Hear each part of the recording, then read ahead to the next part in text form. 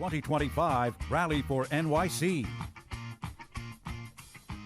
Ladies and gentlemen, I want to tell you that New York City is a national treasure. It is the city in which I was born. It is a place where many of our grandparents came through Ellis Island, and we welcome the tired, the weary, the freedom-seeking. Often those who landed on the shores of New York were running from a demon called socialism. They fled authoritarian leaders who believed that freedom was the enemy. Nothing could be further from the truth. Those who came here in search of freedom worked hard to help build New York. And sadly, in 2025, there are those in our midst who would seek to tear it down. When the idea of this rally, this town hall, was born, it was intended to be a discussion about what is best for New York, from economics to real estate to public transportation and beyond. But as the days count down to Election Day this Tuesday, I've grown more acutely concerned about the rhetoric and associations of the leading candidate in the race. Ironically, Mamdani suggests he's being picked on for his faith. However, as a member of the Jewish community, Zohran Mamdani's refusal to walk back anti-Semitic comments is disturbing, and his refusal to apologize for suggesting we should globalize the Intifada is troubling, as are his associations with radical Islamic terrorist sympathizers, including the unindicted co-conspirator of the 1993 World Trade Center bombing. The radical language being used by Mamdani and his followers has no place in civilized society. It certainly has no place in Gracie Mansion. Some of those voices today of the great speakers you're going to hear from include Democratic strategist Sheinkopf with a warning about Zohran Mamdani, conservative filmmaker and author Dinesh D'Souza, leading expert on global Islamic terror Brigitte Gabriel, former Congresswoman Michele Bachmann, Sirius XS host Stacey Washington, Newsmax TV host John Tobacco, legendary pollster Dick Morris, and all the way from the left coast, Salem radio host Andrea Kay, and many more. And most importantly, if you live in New York or know someone who does, you must get out to vote. This is the only way to save NYC. Well, our first speaker today is the great Sheinkopf, one of the brightest minds, if not the brightest mind, in Democratic political strategy. He's also president of Sheinkopf Communications, has worked both domestically and internationally as a strategist and media consultant over an estimated 700 political campaigns on 4 continents. His clients have included President Bill Clinton and Mayor Bloomberg. He has also served private sector corporate clients in many industries, including real estate development and investment, insurance, education, banking, construction, transportation, medicine, adult care facilities, entertainment, sports, and others. He's a holder of many academic degrees, and he's lectured at New York University, Fordham University, Brooklyn College, Baruch College, and Harvard. He is a widely sought-after speaker. He has been the subject of profiles by the New York Times, Wall Street Journal, New York Observer, and the New York Daily News. He has been a CNN paid contributor and has appeared and has been interviewed on the Fox News Channel, CBS Nightly News, BBC Radio and Television, Reuters News Service, and other national and international news programs. Recently, MSNBC featured Sheinkopf in its groundbreaking Drain the Swamp series. Here to talk about this crisis facing New York and why he's against Zohran Mamdani, ladies and gentlemen, welcome the great Sheinkopf. This is the most consequential election in many ways for this country, not just for New York and not just for the Northeast. If Mamdani wins this election, Zohran Mamdani, a well-known, frankly, anti-Israel advocate who believes that the Intifada should be internationalized if possible, and his apologists say, well, he really doesn't mean it, but those of us who know something about history know that Intifada means buses blown up in Jerusalem, means body parts of Jews all over streets and splattered onto walls, people murdered because they're Jews. For those of us who understand this, we understand who Zohran Mamdani really is and what he really means. But for the rest of the country, what will happen is if he wins this race in New York, we will see many Mamdanis around the country. They will be attacking the state of Israel, which means they're attacking Jews, whether these silly liberal Jews believe it or not. And the economies of those cities will be turned into, frankly, recruiting grounds and what's a good word? Places where the socialist movement will grow. Anybody who thinks differently needs to go online and look at the Democratic Socialist of America website, because you see, Mamdani is not a Democrat. He is a Democrat socialist. And what the Democrat socialists have figured out is that the Democratic Party is a dead animal. And like all things that are dead, you have to plan something and to keep them going. Because why is it important? Because in most states in the country, you cannot get on the ballot as a third party. It is almost impossible. Democrats and Republicans, yes, Third party is very, very tough. So if you want to get on the ballot, run as a Democrat. And if you have a dead Democrat party, you can take over that carcass. That's what they're doing. Why not vote for Mamdani? Let's forget about the fact that he's obviously an anti-Semite, obviously hates Jews, certainly hates the Jewish state. Certainly his father has been a major theorist about destroying the Jewish state, saying publicly and in his work that this is a neo-colonialist effort, although we have been there longer than any other grouping. Going back to, let's see, I don't know, 3,500 years would be right. And we fought the Davidic Wars in, 125 BC? Regardless, this tripe that they spout is part of an international movement to get the Jews out of the Middle East for one reason, because of Arab humiliation of having lost these wars to the Jews going back to the beginning of our time. But not take that aside. Mamdani wins this election. He will first inherit a city government that is in very serious condition financially. He'll be part of a state that, as a governor of sorts, one of the people of governance that has significant financial problems. He will be ridding the city of significant numbers of taxpayers, because our future isn't here. And anybody who doubts this needs to look at the outflow of jobs, particularly from the financial sector to the Dallas-Fort Worth corridor area, and even in Tennessee. This has been going on for quite some time. So New York is at the edge now, tipping point. Mamdani will very much likely to put it over the edge. And the New York that we know, the Jewish New York, will be gone. It's just a matter of time. Even demographers will tell you, frankly, that if we're lucky in 20 years, there will be 500,000 Jews left in New York. Now, one could say that's a good reason then to vote for him and to get out of town. Some might feel that way. The better thing to do for democracy and for this great country that has given us so very much is to vote for Andrew Cuomo, even if you don't like him. Hold your nose. Forget about Curtis Sliwa, who is not going to be the mayor, although he's having a great time and you have to give him credit. Here's a guy who never thought he'd be driven around, I think, in a Cadillac Escalante with security people and be able to eat lunch every day at great places and be seen as some kind of savior, which he isn't. Mamdani has more public experience than Sliwa does. Sliwa has never been running a government agency or been elected to public office in any way, shape, or form. But we need Andrew Cuomo to be in that office for one reason. For many reasons, but one of the reasons that people on this pod who are viewing this should pay attention to is to stop the anti-Semitism and to ensure that the police department is not ripped apart. Mamdani will destroy the school safety agents. Those around him believe that they should. People like Brad Lander, who've been against school safety agents since the beginning, regardless of the fact that in New York City schools, 7,000 weapons were picked up last year alone by school safety personnel. Children in the last couple of weeks have been found with 9mm guns in their backpacks. Children have been shot outside schools, but that doesn't matter to Brad Lander. No school safety agents. So you'll see a diminution of school safety agents. Thank God that Jessica Tisch has been able to restore the police department in New York City at some level to having enough patrol officers to get through the next several years. But you will see a rash of retirements in the police department, which will destabilize things and make it more difficult for people to walk the streets. And that has international implications. So there's a lot at risk here and not much to gain. Zohran Mamdani will be 34 years old when he assumes office, if he wins. Anti-Semite, who seeks the destruction of the state of Israel and who believes he can make an affordable New York, which, New York has never been affordable, quite frankly. And it is very difficult, but it is very difficult for people who are trying to make it to live there, unquestionably so. But putting this guy in power, as opposed to someone who knows how to manage, which is Andrew Cuomo, 11 on-time budgets, rebuild 2 airports, open the Second Avenue subway, the list goes on. That is not a choice that people even have to think about. Thank you, Hank. That was an ominous warning for New Yorkers. It is an honor to welcome our next guest. There is no one brighter today in the arena of conservative thought. Dinesh D'Souza has had a prominent career as a writer, scholar, public intellectual, and award-winning filmmaker. He is the chairman and CEO of D'Souza Media Corporation, producer of the top-grossing documentaries Death of a Nation, Can We Save America a Second Time, 2016, Obama's America, America Imagine the World Without Her, and Hillary's America. The author of several New York Times bestsellers, The Big Lie, Exposing the Nazi Roots of the American Left, The Roots of Obama's Rage, Stealing America, Life After Death, The Evidence, The Politics of Race and Sex on Campus, Ronald Reagan, How an Ordinary Man Became an Extraordinary Leader, What's So Great About America, Letters to a Young Conservative, and many more.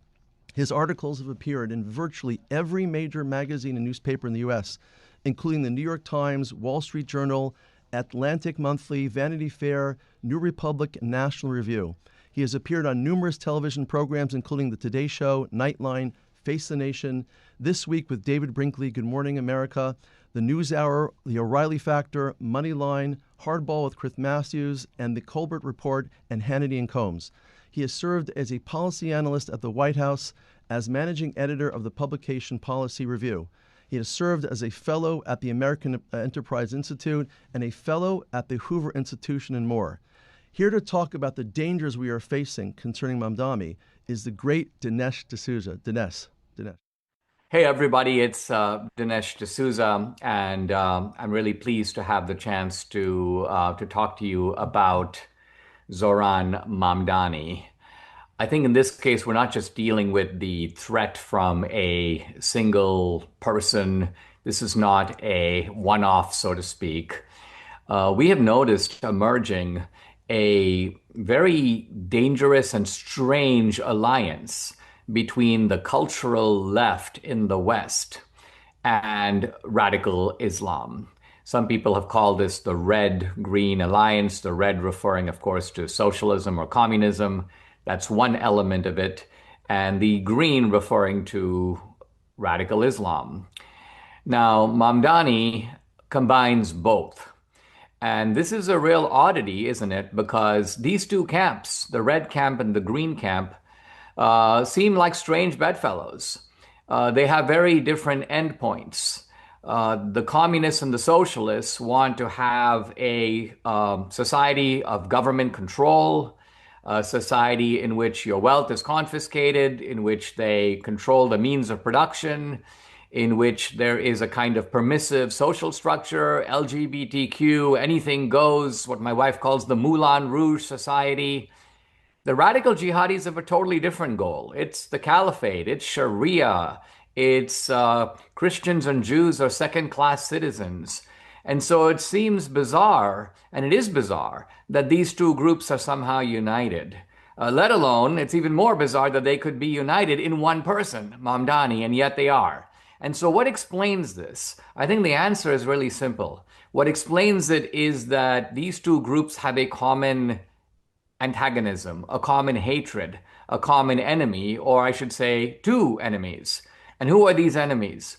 The Jews and Israel on the one side, and Christians and the principles of the West, the principles of the American founding on the other. And so this is what drives them. It's quite possible that at some future date, if God forbid they win, and the Jews and the Christians are out of the picture, they're defeated, they're eradicated, then these two groups will come to blows. And Mamdani, in some senses, one part of him, the red part, will be fighting against the green part, or more likely, the jihadis would do their best at that point to exterminate the cultural left. All of these are dark possibilities in the future. But what we are dealing with now is the embodiment of the red-green alliance. This Zohran Mamdani, who wants to take over the very fount of capitalism, the very city that represents America, the Big Apple, New York City.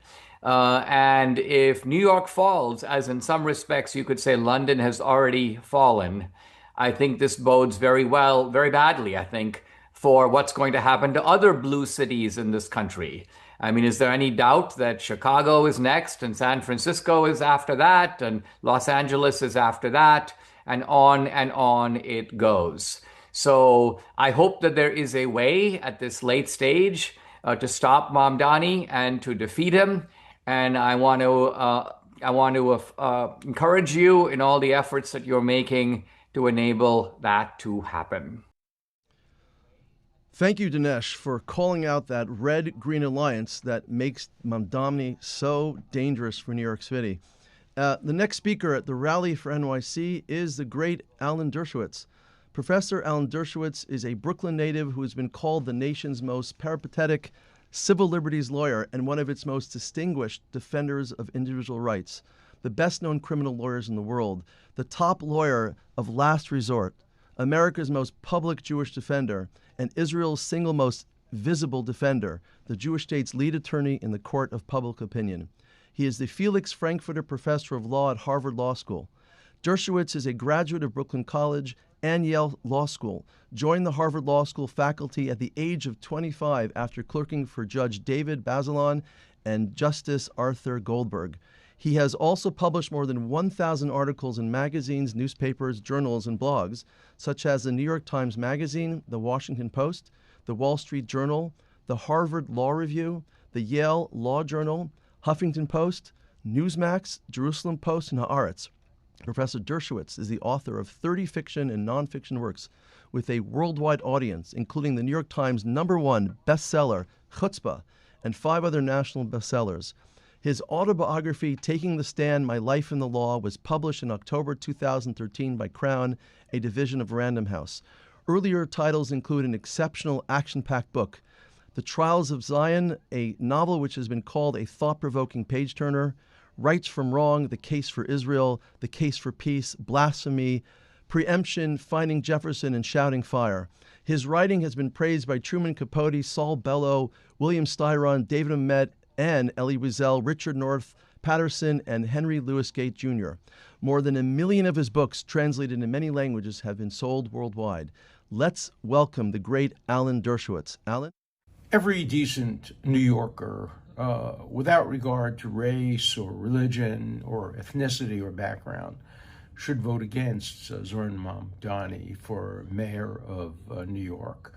Mamdani is not only a conventional anti-Semite, he has brought a new dimension to anti-Semitism. He is an international anti-Semite. Let me explain what I mean. He has stated in an interview on Fox that he would never recognize Israel as a Jewish state or the nation state of the Jewish people because he doesn't believe that any state should create hierarchies based on a religion. Of course, Israel doesn't do that, but every Muslim state does do that.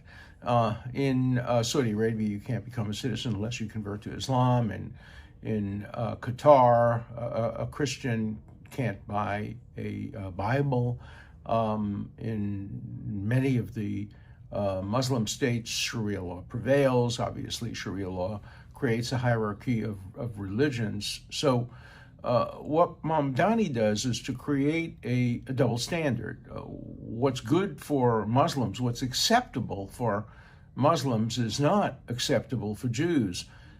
Indeed, many states throughout the world have religious hierarchies. Even Great Britain is an Anglican state officially, and many others as well. But the only country in the world that he denies the right to have itself declare a place where people who have a certain religion or a certain ethnicity or a certain background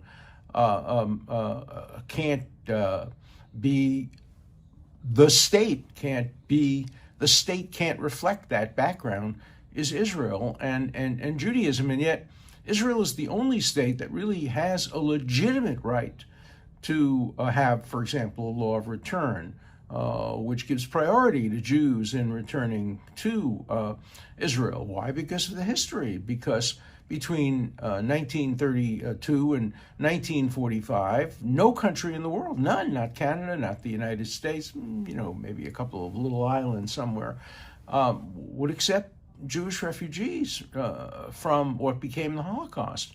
And so inevitably, when Israel was established as the nation state of the Jewish people, it created a preference in immigration for Jews. Of course, anybody else can immigrate to Israel, and there are many non-Jewish citizens of Israel. A fifth of the country is non-Jewish. Christian Arabs, Muslim Arabs, Christians of different ethnicities. Many Russians who are not halakhically Jewish are citizens of Israel and fight in their army, as do many Arabs and Muslims. And so, on top of the hypocrisy and the lies of Mamdani is the international anti-Semitism. He discriminates against Israel as a nation state of the Jewish people while allowing every other nation state, which is ethnically identified or religiously identified, to go forward without any problem. And so if New York were to be governed by a mayor with these attitudes, it would only increase anti-Semitism.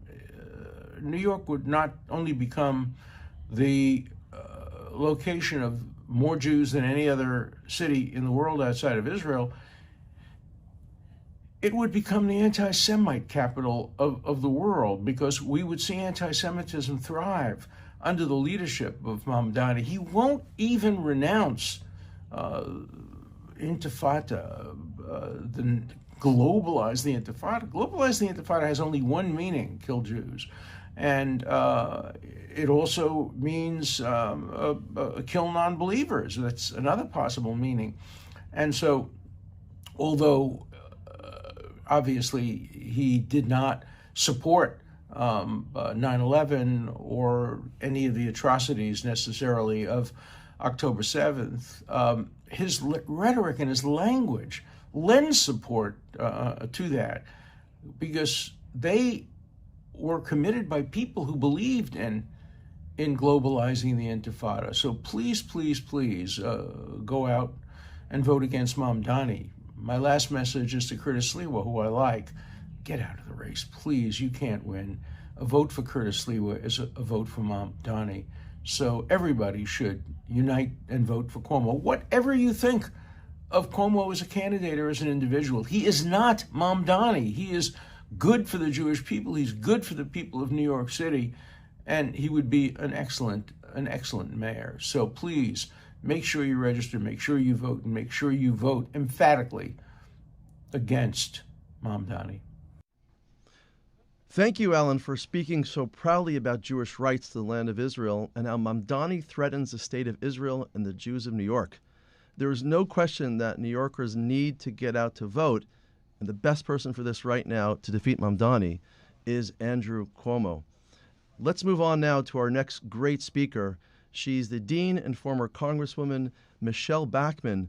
Michele was the first Republican woman from Minnesota elected to the United States House of Representatives.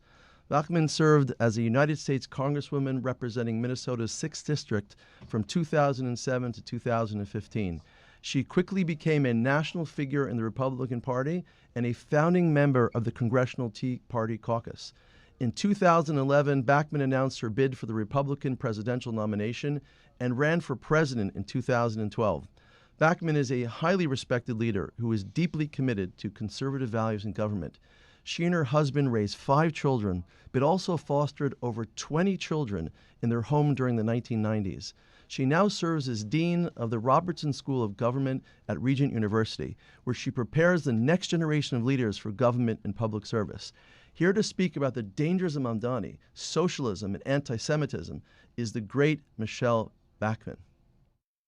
Hi, friends. My name is Michele Bachmann. I'm a former member of the United States Congress, but I'm also a former member of the House Intelligence Committee. Our primary work was to focus on Islamic terrorism and the threats of Islamic terrorism in the United States. And I'm pleased to be able to come here today to speak to you about this extremely important election that will impact not only New Yorkers, but it will impact people all across the United States.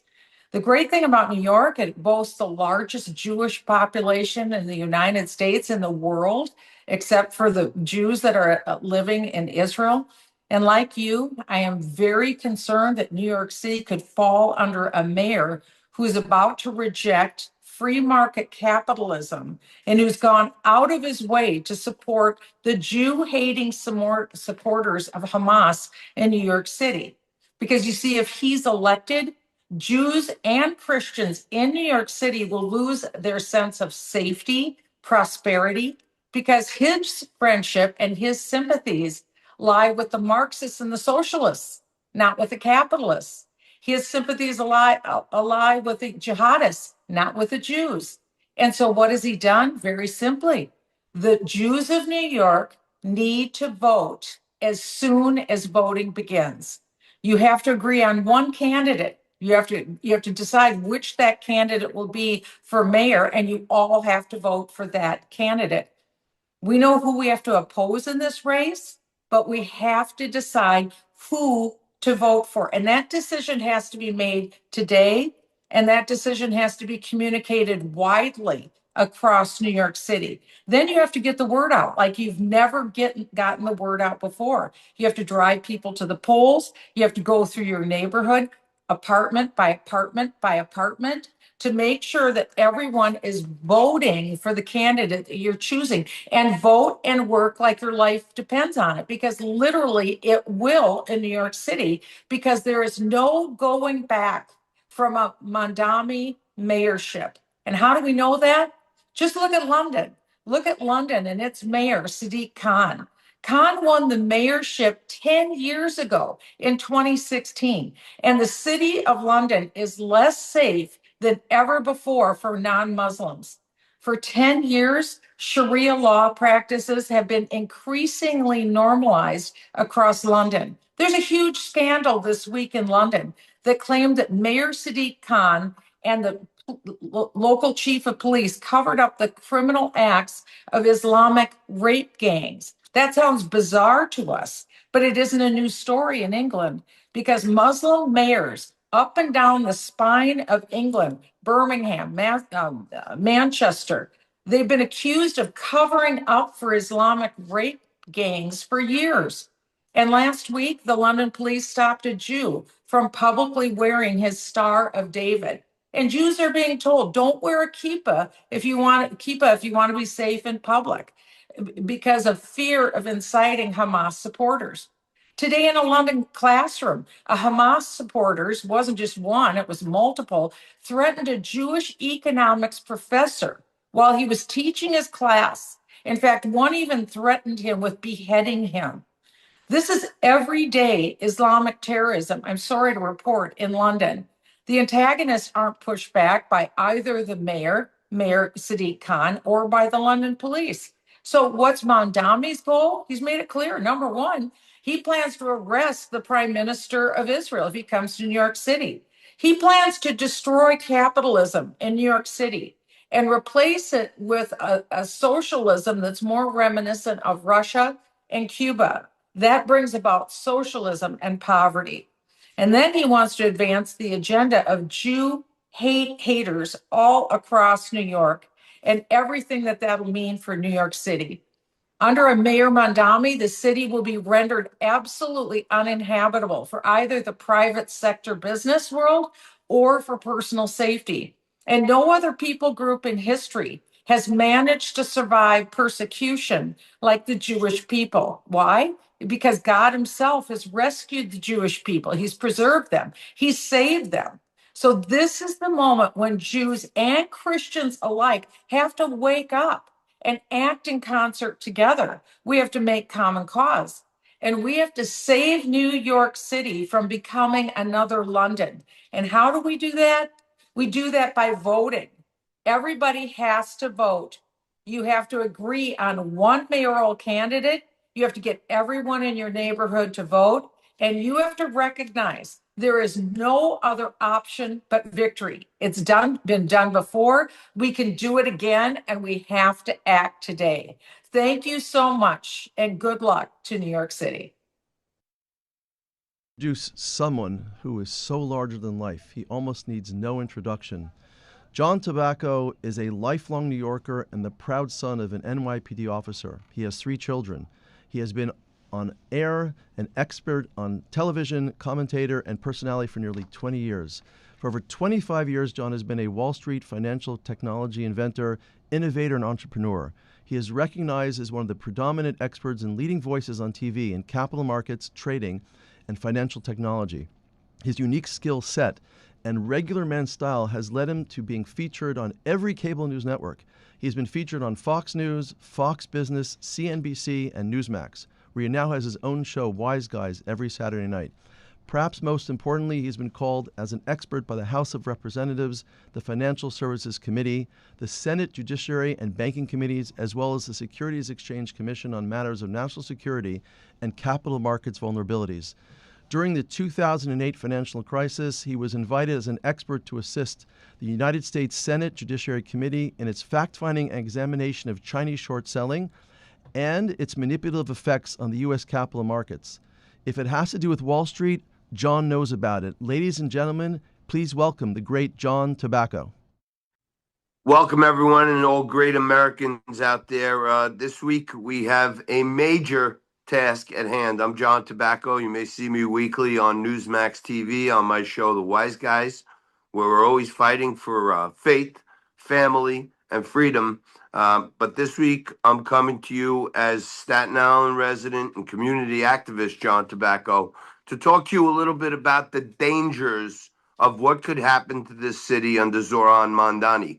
Now, if you remember, going back a few years ago, we had Bill de Blasio, and I was one of the most outspoken critics in New York City, talking about how he was potentially the worst mayor we ever had. I think Zohran Mamdani has the capacity to not only surpass de Blasio's terrible administration, but actually turn around many of the gains that Eric Adams and his NYPD have made over the last 4 years. Now, a lot of people are out there talking about Curtis this and Cuomo that. None of that matters if we can't beat Zohran Mamdani. So think about a few things here. Zohran Mamdani, at the ripe old age of 33 years old, has never had a job. So think about it. He and his 28-year-old wife could potentially be moving in to Gracie Mansion as the first mayor ever with a dual passport. So think about, Zohran Mamdani is actually still a holder of a Ugandan passport and a U.S. passport, and he's going to have the keys to New York City. At the same time, for many years now, almost 25, I was on 9/11, I was at Ground Zero myself. I worked across the street. I saw the horror. I worked for months and months downtown afterwards. And we, as New Yorkers, made a commitment to the family members and loved ones of those lost on 9/11 that we would never forget. But we are on the precipice right now of electing someone who still has a Ugandan passport, who's proudly going around New York City with one of the unindicted co-conspirators in the first World Trade Center bombing in 1993. And then, just recently on the campaign trail, had the audacity to start talking about the great horrors of 9/11 because his alleged aunt felt threatened by wearing her hijab on a train. And someone who wants to be the mayor of this city, who thinks whether or not his aunt, who turned out to be his cousin, and her feelings are more important than the thousands of Americans that died, New Yorkers, on 9/11, and more people have died from the after effects of 9/11 than the day of 9/11. So thousands and thousands of families in New York City have been promised we will never forget. And yet Zohran Mamdani is proudly going around town talking about the worst thing, that his aunt couldn't wear her hijab on a train. So, New York, I would say for starters, we promised the families and loved ones of our first responders, firemen, cops, sanitation, all those people that went to the pile and stood there for weeks and months, that no matter what happened, we would never forget. And now, not even 25 years later, we could be turning over the keys to the city to a man who wants to forget that whole era. He sympathizes with the type of people who plotted to bring down the Twin Towers and kill thousands of Americans. So think twice. 7 or 8% of New York City residents and likely voters are saying they're still undecided. Don't be undecided. Keep, if nothing else, remember, we promised we would never forget. And this guy has told us with his actions and his words that he wants to forget the whole darn thing. Now, at the same time, many of the folks that I see out there supporting Zohran Mamdani, I see their social media pages and they have the little rainbow flags up in the corner of their page. On my show, Wise Guys, we're flying the rainbow flag at all times. We don't judge people by their sexuality. But Zohran Mamdani, the holder of a Ugandan passport, has been photographed happily hanging out with a Ugandan politician who has called for life sentences in jail for people who are gay. So at the same time, when you're screaming and shouting about affordability and about how we need free groceries and we need free buses, none of these things are possible. But when I was a young man growing up in Staten Island, the son of an NYPD officer, I can tell you this. My father would say, you could judge a guy by his friends. So you take a look at what we're seeing from Zohran Mamdani, that he's hanging out with unindicted co-conspirators in bombings of the World Trade Center. At the same time, going around proudly talking about how his friends with Ugandan legislators who want to effectively kill gay people. Take a look at Zohran Mamdani's friends. And furthermore, if you think about some of the policies he's selling you, they are a bill of goods, because Zohran Mamdani would have no capacity whatsoever to build affordable housing. He talks about the affordability crisis. He would have no ability whatsoever to make buses free transportation. If you remember, just in the last couple of years, Kathy Hochul had to go and put congestion pricing in to help raise more money for the MTA. So at the same time, Zohran Mamdani's not being honest with the voters out there when he says he'll make buses free. He may make buses free, but at the same time, the congestion pricing may be going back to $15. So think about what he can really do. Think about a 33-year-old young man who's only been elected to office as a job in life, and in attendance, he's missed 80% of his votes. So first real job, 80% absence rate, that's not the sign of someone I think should be leading New York City. And finally, I would just say this. I've been critical of Eric Adams in his 4-year administration here as mayor of New York. But the one thing that I have given him credit for, and I have to give former NYPD Chief John Schell and Deputy Mayor Kaz Daughtry, crime was out of control, with recidivism, with no cash bail. And Eric Adams, at least in my view, really reduced crime, stopped bringing back safety to our streets in some way. And Zohran Mamdani, although we're at the one of the lowest levels ever in police department, he wants to bring in this public safety. He wants to bring in this public safety squad. So if you have a disturbance or some issue at your home, a lot of the calls the NYPD gets are domestic violence calls, which they're called domestic violence because they entail violence. You may get a couple of social workers who just left a rally at Columbia University or for Black Lives Matter coming out to your house, and I don't think they're going to be well equipped like the NYPD is to keep you safe. So I'm thankful to the group for putting on this event. I want to thank all my fellow colleagues and speakers here for speaking out. I'm a proud Staten Islander. I have no intention of ever leaving, and I'm encouraging every single New Yorker to get out there and vote for anyone but Mamdani. I think many here in New York must hold our nose and vote for Andrew Cuomo, because it seems like mathematically it's the only shot that we have. But at the end of all days, I know this.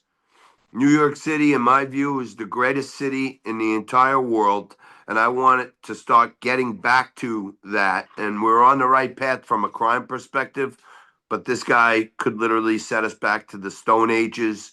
And I don't know that the divisions in New York could get worse, but it seems like with some of his policies where he said he wants to take from white people and give to minorities, and he wants to redistribute wealth and raise taxes on those of us that are successful in life. If you thought Bill de Blasio was bad, in my view, this guy is going to be a heck of a lot worse. And I would encourage you to get out there and vote like there's no tomorrow. The only way we can make up for the mathematical delta in the amount of voters they have is by supreme turnout. And we need that on Tuesday. So please get out there and vote. And stop Mamdani is the main goal at this point. Thank you. Thank you, John, for your warnings and your plea for New Yorkers to never forget what happened in 9/11 and the dangers of Zohran Mamdani. And I really want all viewers and listeners to know that the only way to save NYC is to go out and vote. Today is the last day of early voting, and Tuesday is election day, and everybody needs to get out and make a difference. Go out and vote. I want to introduce to you the next speaker of the Rally for NYC, Daniel Greenfield.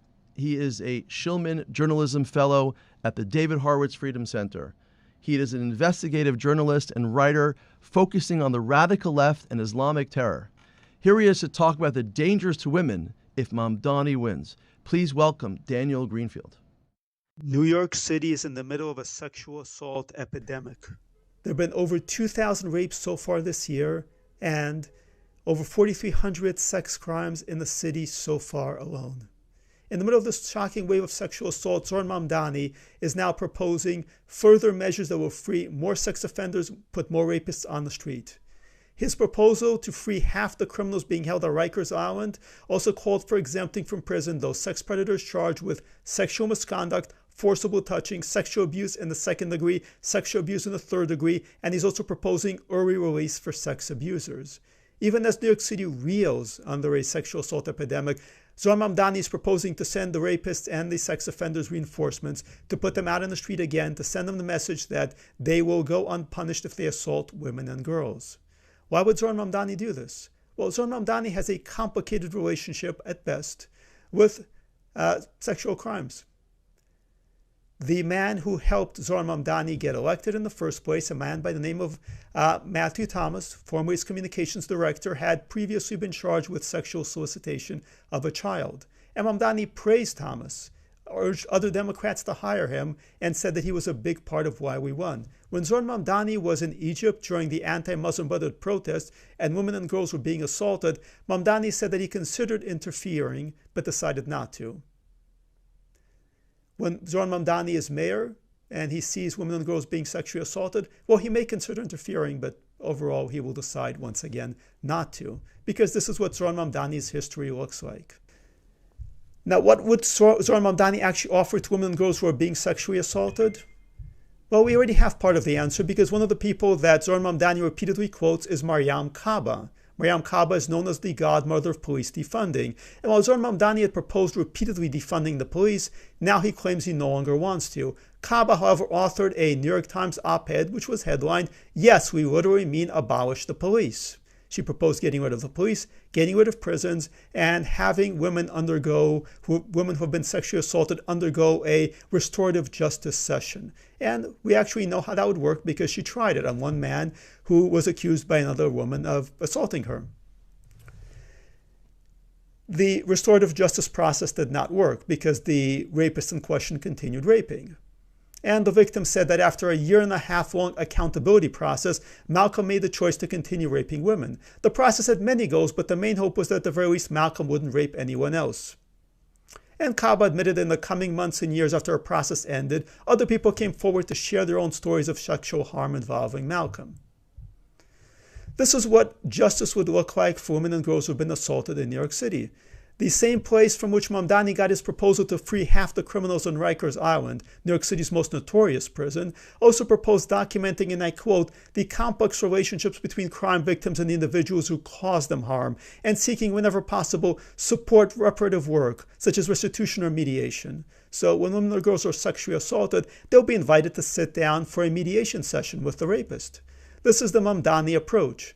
This is what New York City, which is already reeling in a sexual assault crime wave, can look forward to under Mamdani. This is what women and girls, this is what rape victims can look forward to under Mamdani. The question is, will they go for it? The women and girls of New York City cannot afford that, and women and girls are not the only victims. Not all that long ago, we had a gentleman by the name of Mohammed Azim who called a man on the Manhattan subway train cute before sexually assaulting him. He's currently being held at Rikers Island. However, if Zohran Mamdani has his way, Mohammed Azim might soon be free. So will hundreds and thousands of other rapists, sex offenders, and criminals. Well, thank you, Daniel, for your defense of women and pointing out the dangers of a Mamdani election that would pose for the safety of women in New York. And it's truly an honor now to introduce the next speaker. She is the great Brigitte Gabriel. Brigitte Gabriel is a Lebanese-American conservative activist, author and lecturer, and critic of Islam.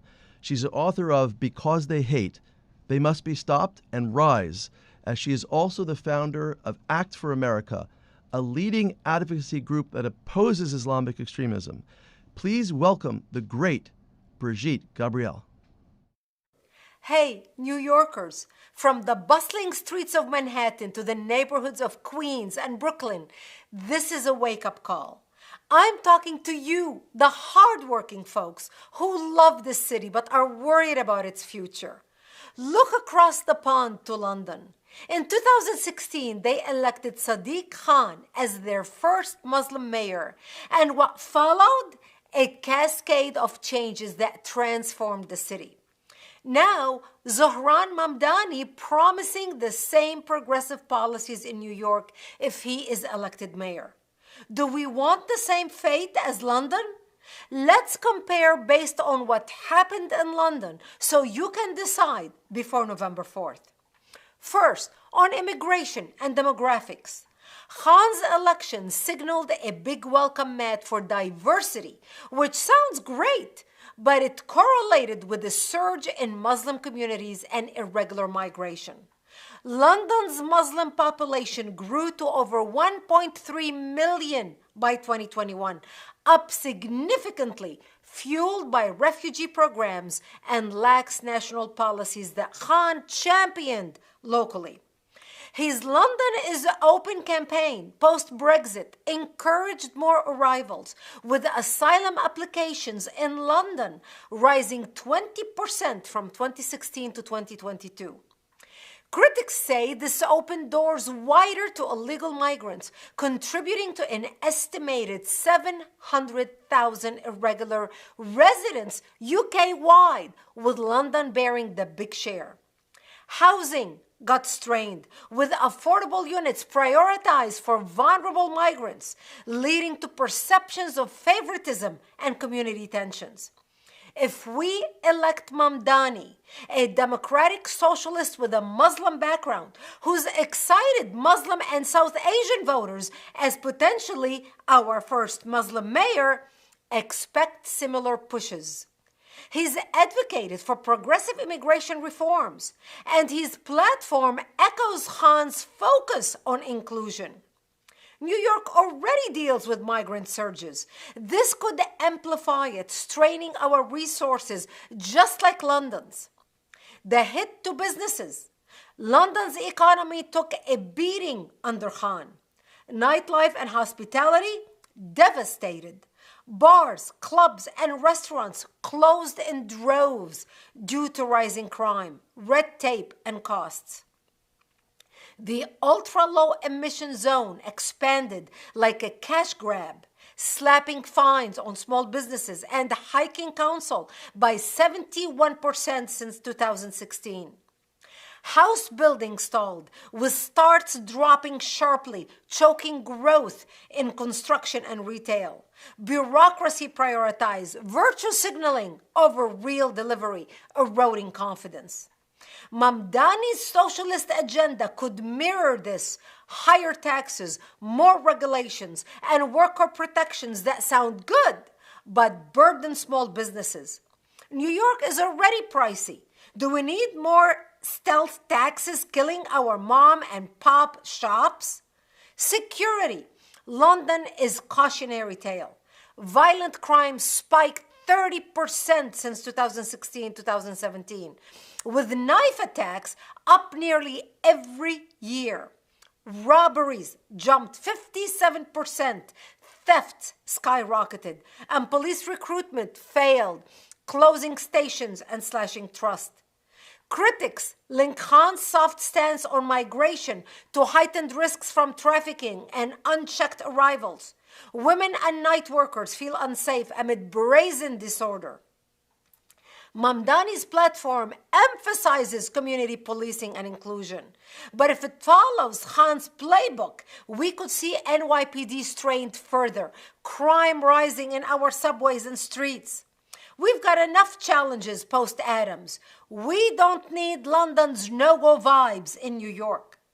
New Yorkers, London's story is a preview.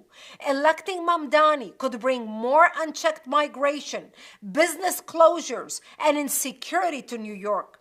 Businesses are already fleeing, and I know major corporations have already purchased or rented locations in Florida, already fleeing the city. We've seen progressive promises lead to real pain elsewhere.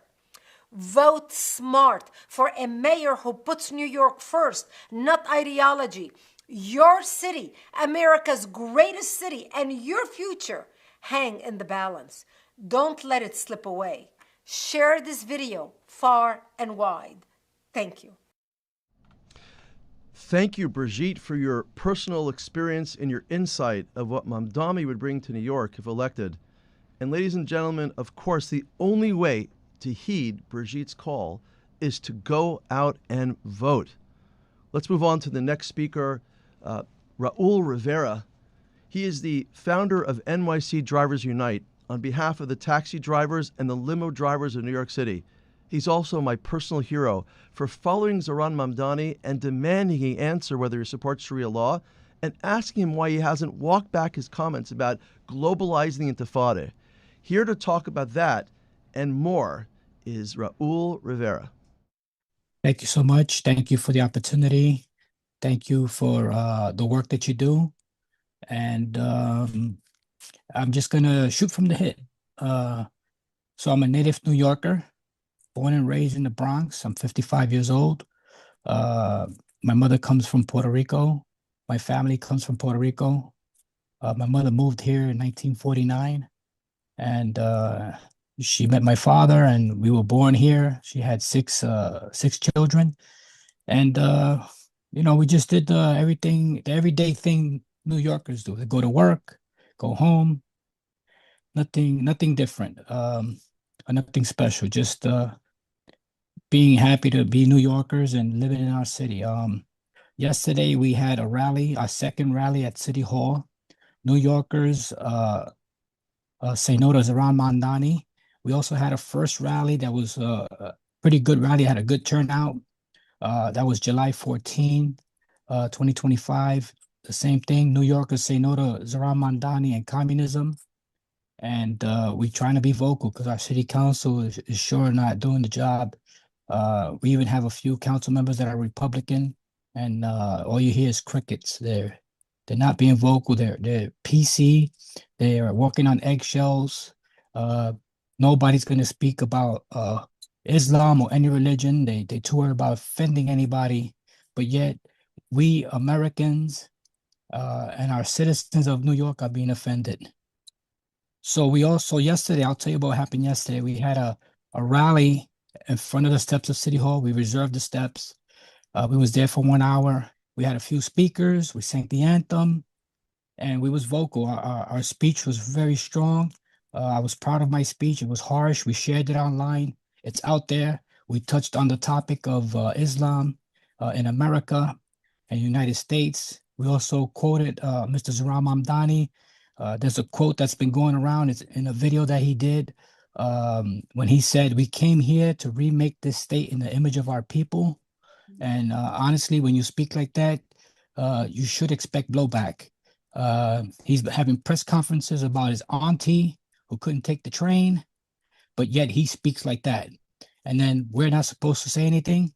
We will protect our city and our country. We will be vocal. But I can honestly say this. A lot of people may wonder why I'm fighting, because I am Puerto Rican. You figure I would be on the left. But I don't let anybody weaponize my heritage, the color of my skin against me. They will not weaponize it against me. They will not speak to me like I'm an imbecile. Basically, we understand that if America falls, this is my belief.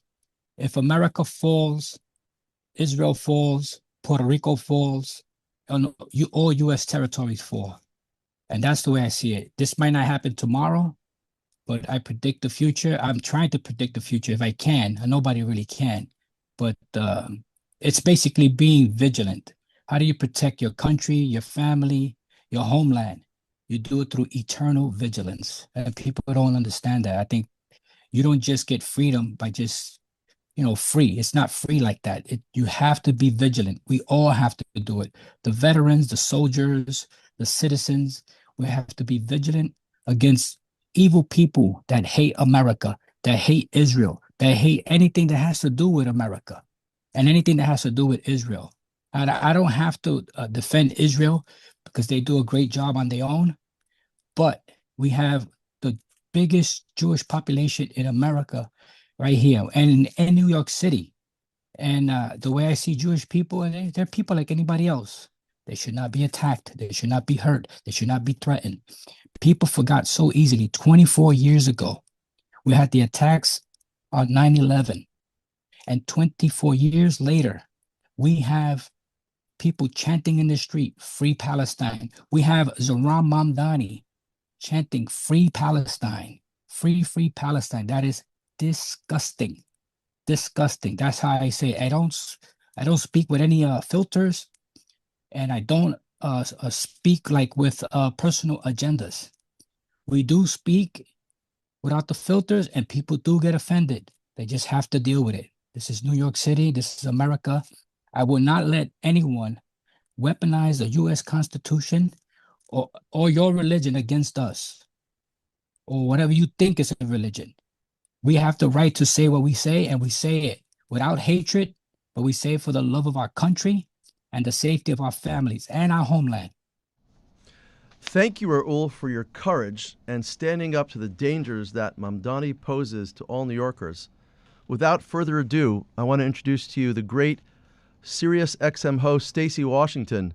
She's the host of Stacey on the Right on Sirius XM Patriot Channel 125, airing 9 p.m. tonight and to midnight, Mondays through Fridays. Stacey is the Communications Director of Family Vision Media and is an ambassador for America First Policy Institute. She is here to talk about the dangers facing women in domestic violence situations if Mamdani wins. Stacey. So we have to talk a little bit about what the candidates in the mayoral race in New York City actually stand for. And we all know Curtis Sliwa. He's a known entity. He's an American. He's someone who's been in politics for a long time. But there's this new candidate who's on the scene. And when I say new, I mean, this is a person who hasn't held political office in the past. He hasn't really had a large number of jobs in the past. He doesn't have a record that we can look at to see if he's been successful, if he's the kind of person that we want to lead our flagship city here in this country. Because remember, there are certain places around the country that follow New York policy to the T. If New York passes it, they pass it. It's the same thing with California, which it's odd that we have two of the most left-leaning places in the country leading on policy, and they're largely unsuccessful, both running huge deficits. This is why we need a new mayor. This is why we need a new perspective in New York. And it impacts so many of us because I have to tell you, I'm in New York a lot because the headquarters of SiriusXM is there. The headquarters of Fox News is there. We are actually all, as Americans, really integrally locked in with New York. It's a financial center. So here's what's important about Mamdani as a candidate. First of all, he practices the radical form of Islam. Everyone says Islam is a religion of peace. Well, if it's so peaceful, then why don't the people who practice it want to live in the countries where Islam is under total control? Look how many Muslims live in the United States.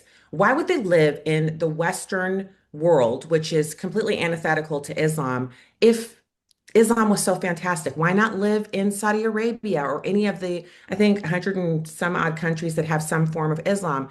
So Mamdani is especially radical because he is a Democrat Socialist of America that goes along with the Islam that he practices. So he wrote a rap song when he was 15 years old, supporting the Holy Land Five. These are radical terrorists who killed Americans. He threw a kind of a hit towards them. It was a mention in his rap song at supporting the Holy Land Five. These are terrorist organizations. These are designated terrorists under our system of government.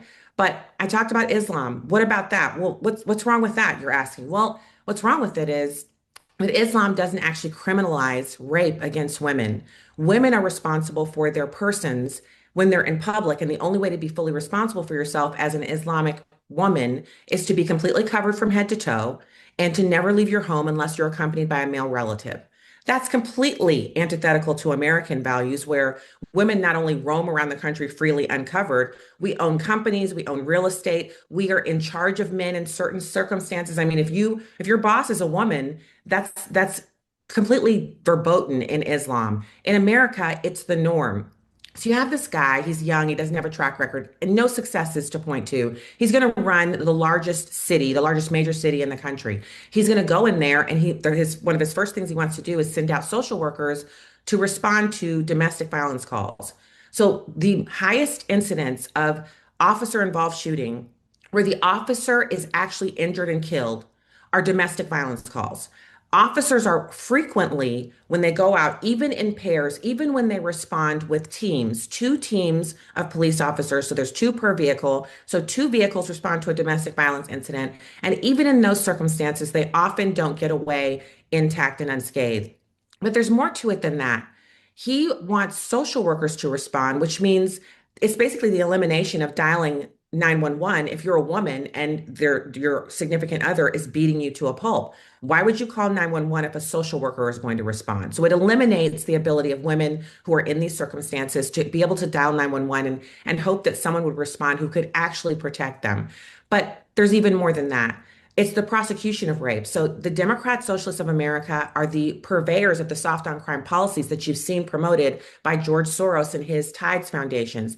What happens is they put in these DAs who say, we're not going to prosecute for this suite of crimes. And all of them include the suite of crimes that are involved in domestic violence cases, sexual assault, and violent actions, pederasty against children. These kinds of things are then not prosecuted. So one-time offenders go on to offend again and again and again, raping and kidnapping and often murdering their victims with no recourse. Now you're saying, no, that's, you're being radical. That's too much. You're going too far. Look at the unsolved cases in New York City. The percentage of unsolved cases for rape, domestic violence, pederasty, those have gone up in the last decade. So we don't have a higher rate of solved crime in New York. You have a lower rate of solved crime. What does that mean? It means that the crimes aren't being prosecuted and there aren't enough police to investigate these crimes to actually get their victims justice. Mamdani is fine with all of those things. Now, you might be thinking, well, but he's young. He's disavowed that. He said he no longer supports Hamas and terrorism. Well, if I just recently, up until today, was a dyed-in-the-wool conservative, Christian, traditionalist, and then today, because I'm running for a huge job that pays a lot of money and has untold power. The mayor of New York has the same amount of power as a governor of an entire state. There are more people living in New York City than there are in the entire state of Missouri and 21 other states that have less population than the borough. We call it the borough of Manhattan. It's the city of New York. We're talking about New York City, 8.8 million people. So if I had these views until just recently, all of a sudden came to the light, and now I'm a Democrat Socialist of America. I can tell you no Democrat would support me. No Democrat Socialist, no regular Democrat would say Stacey Washington, who was previously Stacey on the right, is now Democrat Stacey on the left. No one would believe it. And so why should we believe Mamdani? When you make a major switch like that, when you switch political parties or viewpoints, ideologies, there's a certain period of time that has to elapse where those viewpoints settle into you and you settle into them and you reconcile those things. And we can then look at your track record of the change and say, this person is now different. We have no such track record with Mamdani. And I'll say this other thing. He owns a compound in Uganda where he recently went and had a private feed for, it was, I think, of over 100 people, flew in from around the world. And at the compound, it's in Uganda, okay? This is on the continent of Africa. Where there's still slavery. Slavery is not outlawed on the continent of Africa. In certain nations it is, but there are still people being sold into slavery there. And the largest number of slaves in the world being held today in the year of our Lord 2025 are in the Muslim world. So I've been to Saudi Arabia. I know Muslims. I know people who practice Islam. I'm not an Islamophobe, but I am a realist. This man held his wedding in Uganda, and at the gate to the compound, every attendee had to turn in all of their cellular devices. So there was no recording on the compound. You tell me why an American citizen worth millions of dollars, who up until recently still lived with mommy and daddy, had to get married on a compound in Uganda where no one was allowed to tape anything within the venue. There was only photography that he controlled in the entire compound. You tell me what was going on there within the walls of that compound. You tell me how that person has an allegiance to the United States. He owns property in Uganda where he would rather get married there than in one of our Ritz-Carltons here in the United States. One of the best wedding venues in the world is New York City. The entire city is almost a wedding venue in and of itself, but there are some of the best hotels and wedding venues in the world there. You tell me why someone with that kind of money, power, and influence, and the desire to be the mayor, wouldn't host his wedding in the United States so he could use it as a part of his campaign. I don't trust this man. And let's face it, I have a military background, fourth generation military veteran. I might not be the person who's easily trusting other people. But when it comes to elected officials, an elected official is someone who raises their hand and says, I elect to serve the people of this city, state, town, the people of this country for the presidency. And that takes on a lot of responsibility because what he's saying is he wants to be responsible for the policy that ensures the health and safety and promotes the living conditions and well-being, the welfare of the people of New York. And by extension, because it's the financial center of this country, he wants to be the representative for the financial sector of this country as the mayor of New York City. He wants to interface with the president of the United States on policy. He wants to welcome world leaders. I'm telling you that this man is not fit for that duty. He's not old enough. He doesn't have the experience. And most importantly, he holds a worldview that is antithetical to our beautiful, exceptional American way of life. Vote for anyone else but Mamdani for New York mayor. Thank you, Stacey, for defending women. And of course, women need to come out and vote to protect their rights. We're going to take a brief break for station identification. We'll be right back with hour 2 of the Rally for NYC.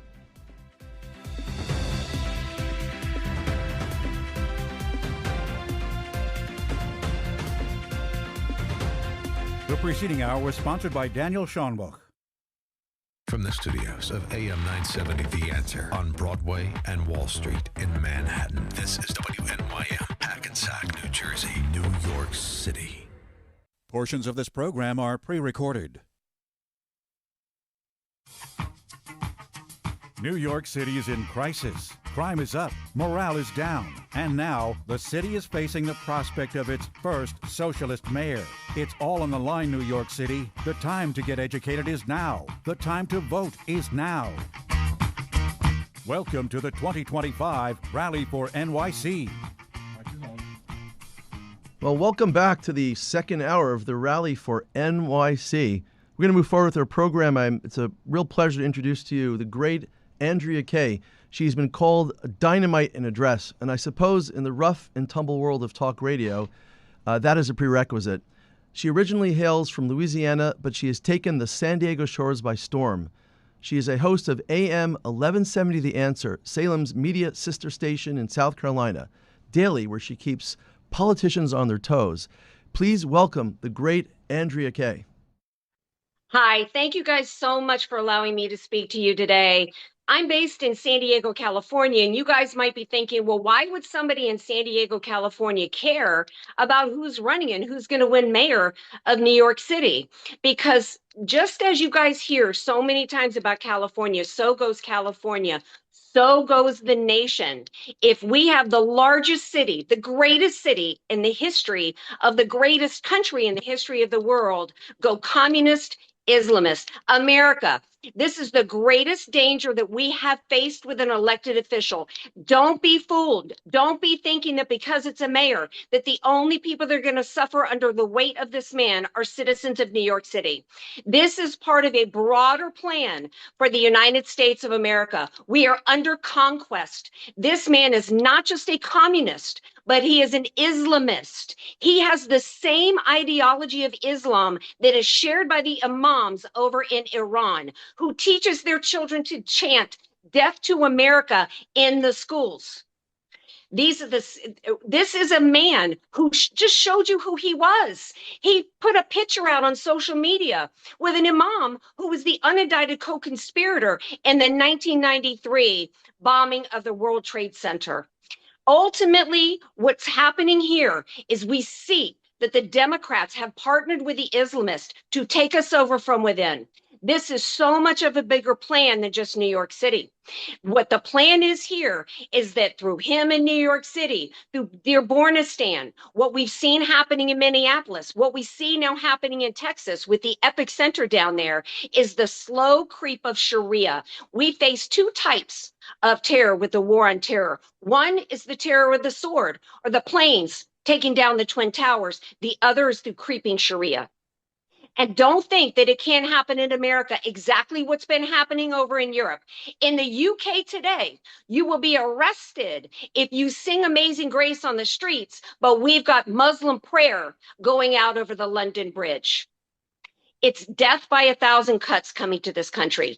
And even if you don't care, even if 9/11 meant nothing to you, or you're now in your 20s and you didn't even hear about it, let's think about the women of New York City and ultimately what the game plan is for us down the road. This is a man who thinks that if you've got a gun being held to your head or you're being beaten within an inch of your life by your husband or some significant other, that you try to call 911 and instead of being met with police coming to protect you, he wants to send a social worker to your door.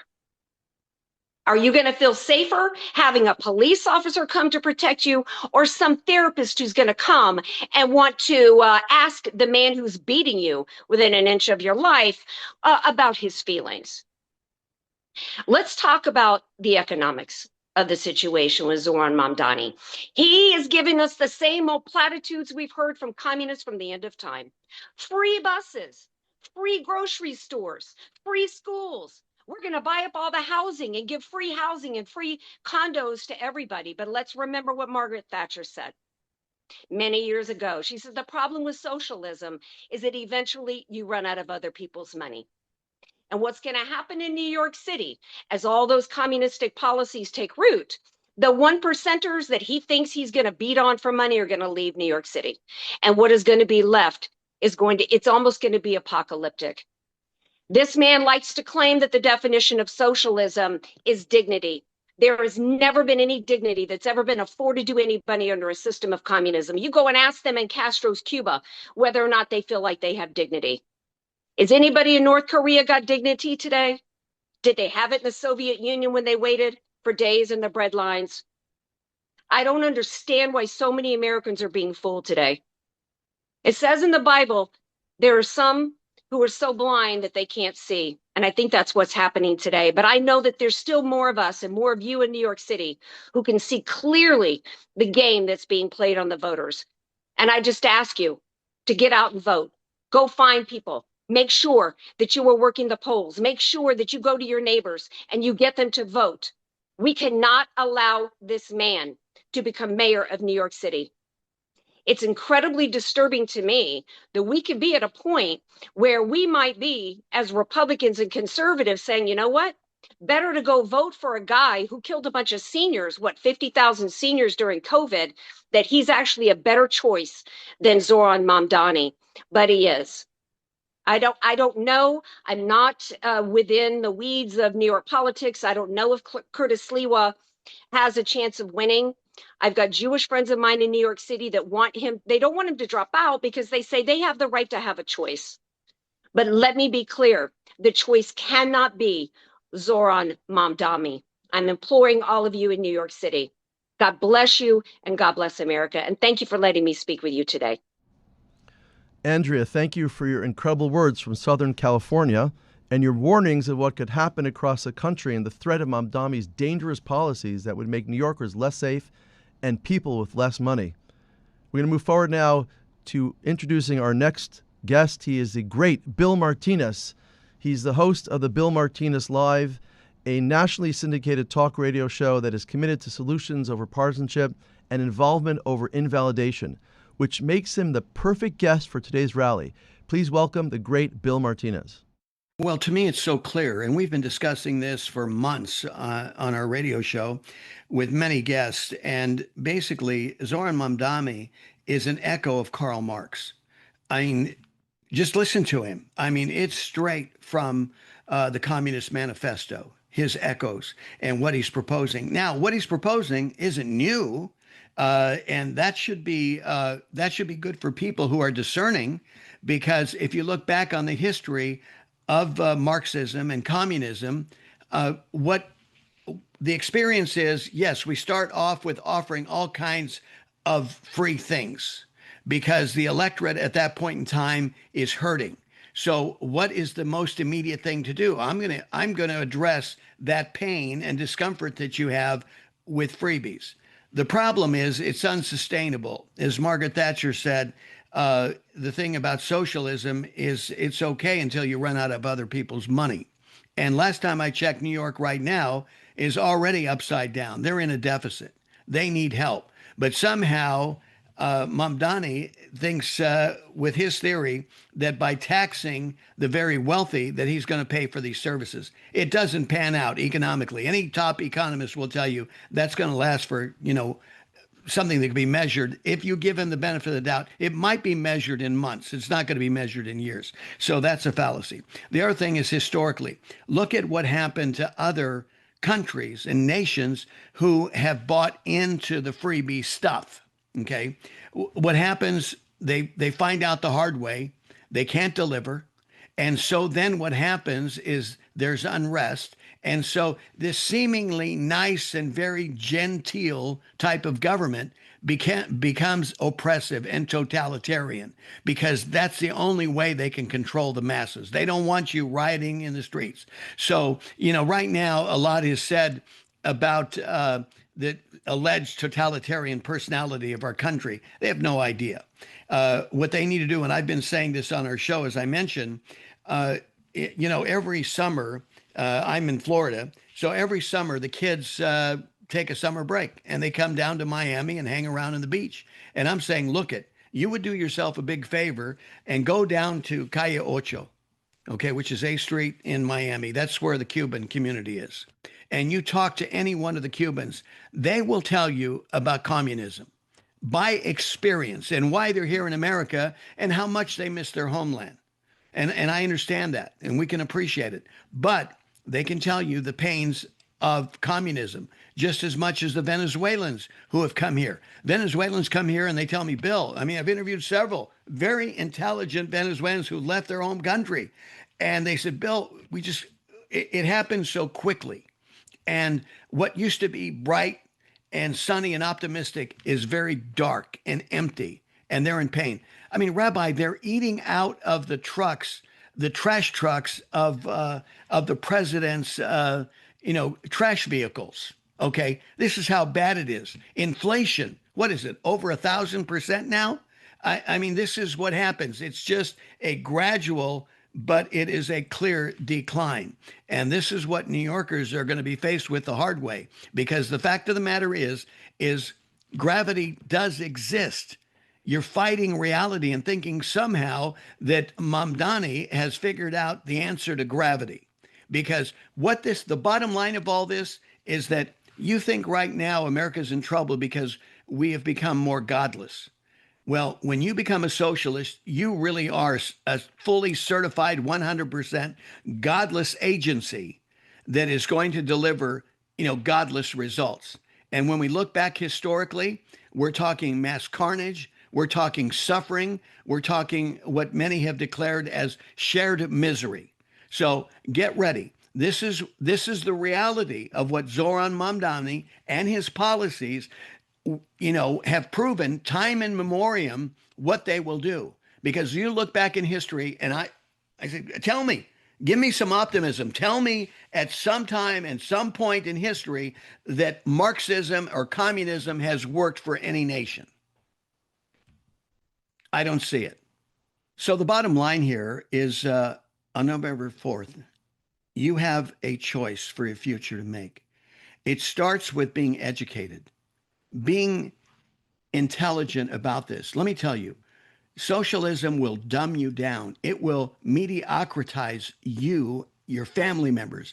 Now, I don't know, if you can live with that. For me, that's like chalk hitting the chalkboard in the wrong direction. And the hairs on the back of my neck, down my spine, just go erect when I hear something like this. I cannot stand mediocrity. This is what socialism promotes, is mediocrity. So it starts with intelligence. Be informed. Don't take my word for it. Check it out for yourself. Check it out in contrast to our U.S. Constitution is what Zohran Mamdani is proposing. Does it advance the principles and the effect of what we've had for 250 years of experience, good, bad, and indifferent? But is it a better offering than what 250 years of experience is demonstrated to us by the U.S. Constitution? And then make that critical decision, not only for yourself, but for future generations, because this could have that kind of consequential impact. Well, Bill, thank you for your great wisdom and insight on the dangers of socialism, communism, and the threat Mamdani poses to New York and the entire country. And next we have a very special guest. He's the great Wayne Allen Root. He's a very famous TV and radio host with shows on Real America's Voice TV, Lindell TV, and beyond. President Trump has appeared on his show 16 times. He has been a member of both the Libertarian Party and the Republican Party during his lifetime. He has previously called Donald Trump our first Jewish president due to his Middle East peace successes. Please welcome the great Wayne Allen Root. All right. Yes, I am Wayne Allen Root, the one and only, and I'm really honored to be here today. I'm going to talk about some things that maybe others have not talked about, because I'm guessing that most of the speakers at this rally today are going to give you the reasons why you should not be voting for Mamdani. And obviously, I agree 110% that he's going to ruin New York City. He's going to destroy New York City. He's a symbol of everything wrong with America. We've opened the borders, or it's not we, Democrats have opened the borders to create the great replacement and let millions of people in that don't think like Americans, don't act like Americans, will never become Americans, will never assimilate like prior generations, like my grandparents, Jewish immigrants from Russia and Germany who came to America and immediately became Americans. But that's not what's coming in today, and that's the problem. I grew up in New York, and I've got to tell you what my experience was like growing up in New York. I grew up in a little town called Mount Vernon, New York, on the Bronx borderline. And I grew up in an almost all Italian neighborhood. I was the only Jew in an all Italian Catholic neighborhood. And we were surrounded by an almost all black town. I went to an all black high school. Everybody I knew growing up was either Jewish, Italian Catholic, Irish Catholic, or black. That was America. And today in New York City, I've seen the polls. Jews voting overwhelmingly against Mamdani. They're voting mostly for Cuomo. Very few of them for Curtis Sliwa, I'm sorry to say. Catholics voting overwhelmingly for Cuomo and for Curtis Sliwa. And then when you come to the category of foreigners, voting overwhelmingly for Mamdani. There you have it. That's the difference between the New York I grew up in and the New York of today. The New York I grew up in, I didn't know an illegal immigrant. I didn't know an illegal alien. I didn't even know a foreigner. I only knew first generation, second generation Americans who had assimilated. And so New York today is so filled with foreigners and illegal immigrants. And the sad part is that they leave these terrible third world countries where they have no freedom and they have no capitalism and they can't make money and they live in misery and poverty. And that makes them run to America. And the first thing they do, ironically, is they vote for people that will return America to make it the way that the country they ran from was. No freedom, hatred for Jews, no capitalism, no opportunity, no mobility. That's what they're coming from. Muslim nations, Mexico, Central America, South America, Venezuela. These are all countries where you have no freedom and no economic opportunity to turn your life around like in America. I'm an SOB, a son of a butcher. And I became a self-made millionaire and a talk show host on national TV and radio as the son of a butcher, only in America. It's the greatest nation in the world. I became a friend of the President of the United States. I just returned 2 weeks ago. My wife and I were honored to be in the Oval Office of the White House. And I walked in that Oval Office and my knees buckled because I've been an opening speaker for President Trump. He's been a guest on my TV show 16 times. I've met him 100 times. I spent my honeymoon in Mar-a-Lago at his estate. So, I know him well. I've never been to the Oval Office and I've never seen him behind the Resolute desk.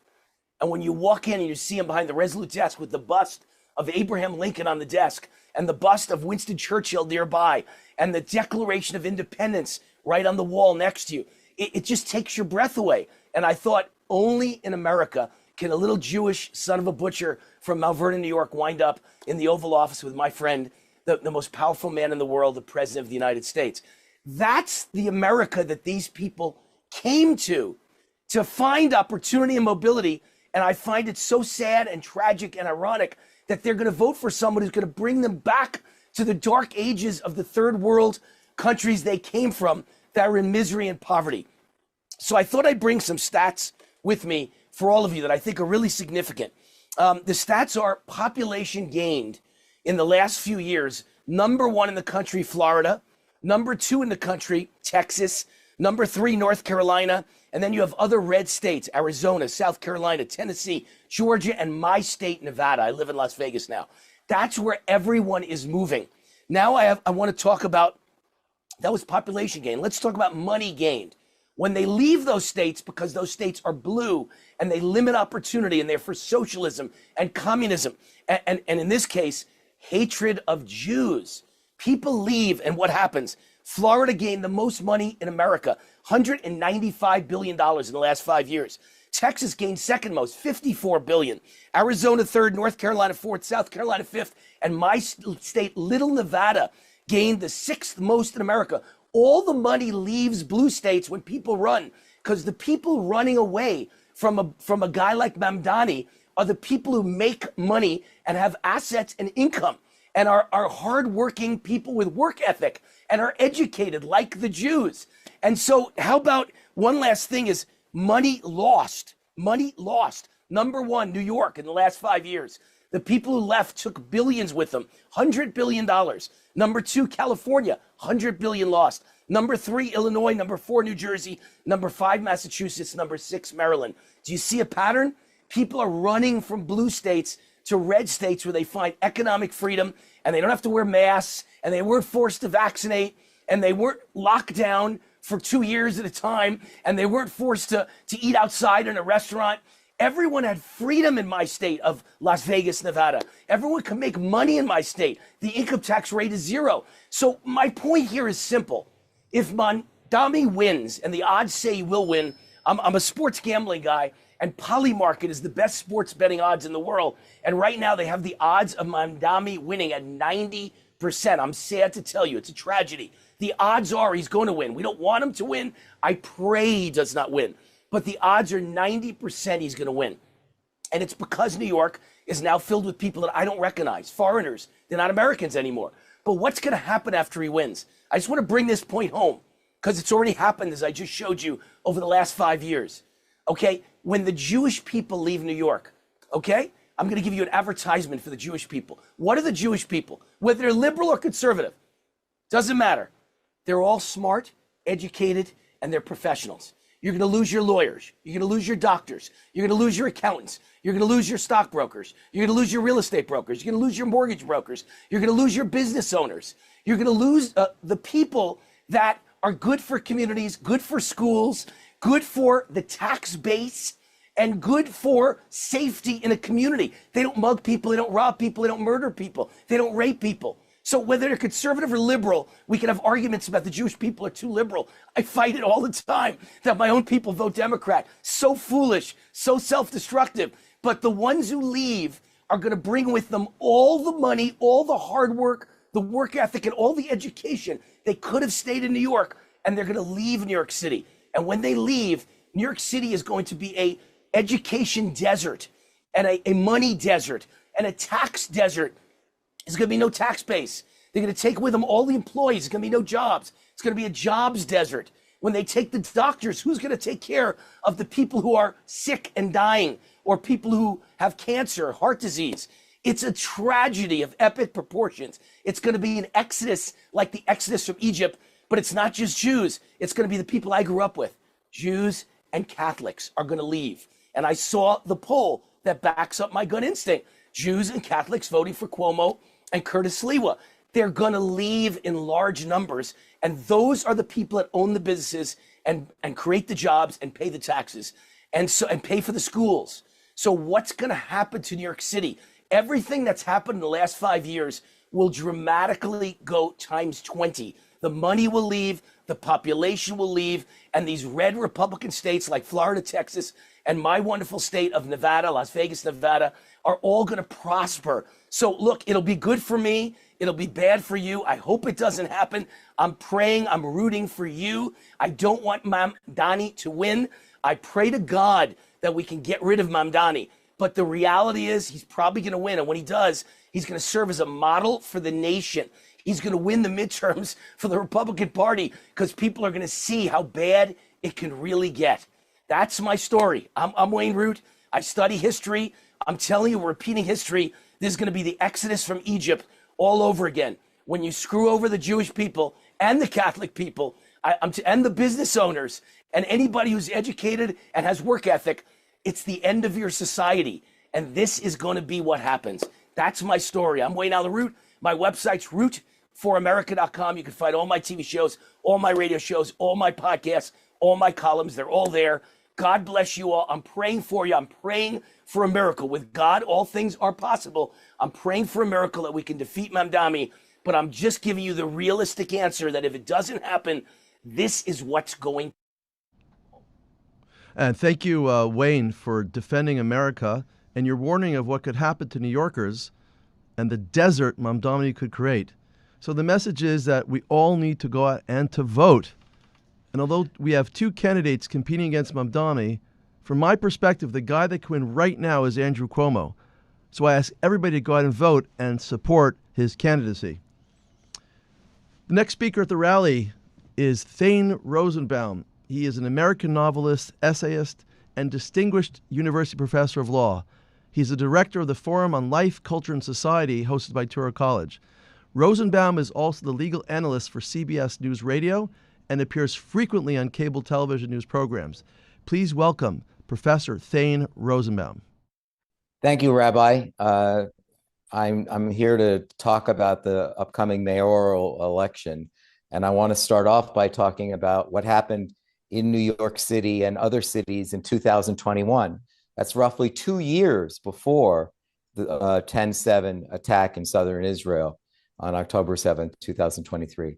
In 2021, for several weeks, there were skirmishes between Israel and Hamas. It was not a full-scale war, but there were attacks going in both directions. It's not considered a war, but just skirmishes. And this is the first time that we started to see things that were truly shocking.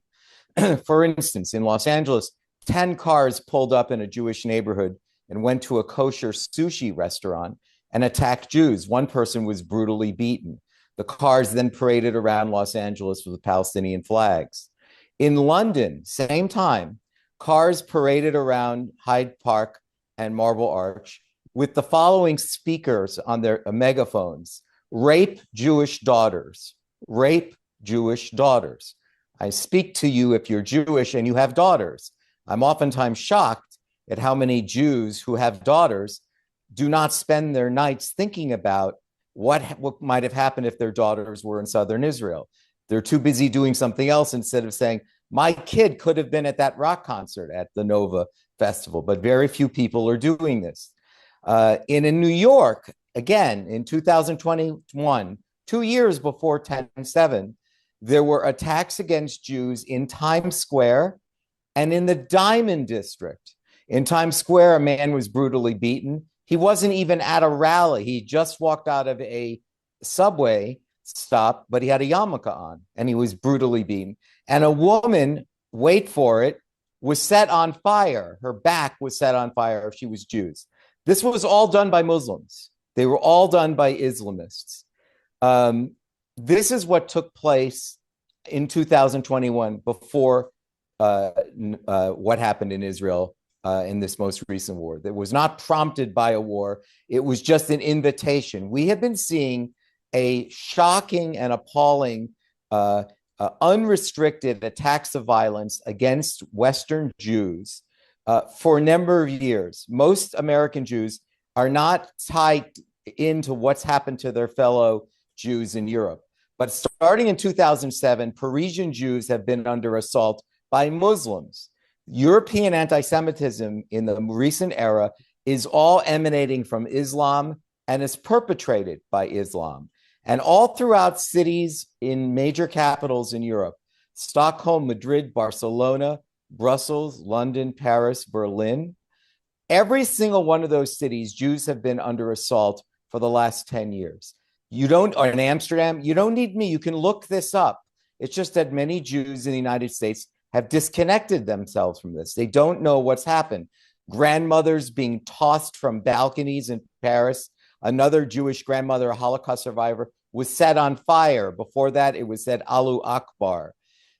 European leaders, the same ones that have now recognized the Jewish state, they're scared. They have violent extremist Muslims living in their nations, and they're absolutely terrified. And Muslims believe that they have leverage over politicians, business people, university presidents, the media, and they do have leverage. You know what the leverage is called? Fear and violence. We will attack people. We will create our own no-go zones. We will have 150 Sharia courts. We will ignore the laws of these European cities, and we will impose our own laws in the spirit of Islam's interest in in achieving power around the world. If you look at Western societies, you can see an enormous amount of buyer's remorse. They have had an Islamist problem for a number of years. Now, here we are in New York City, the largest city outside of Tel Aviv of Jews. And by the way, when I mentioned Paris, Paris has the largest percentage of Jews throughout Europe. So having a large percent of the Jews is not an inoculation. It's an invitation to attack Jews. It's not an inoculation. The fact that more Jews live in New York City than any other city other than Tel Aviv is striking. The fact that this is also the financial capital of the world. So you're seeing things that are evocative of something. The financial capital world, Mamdani is saying he's going to tax the rich.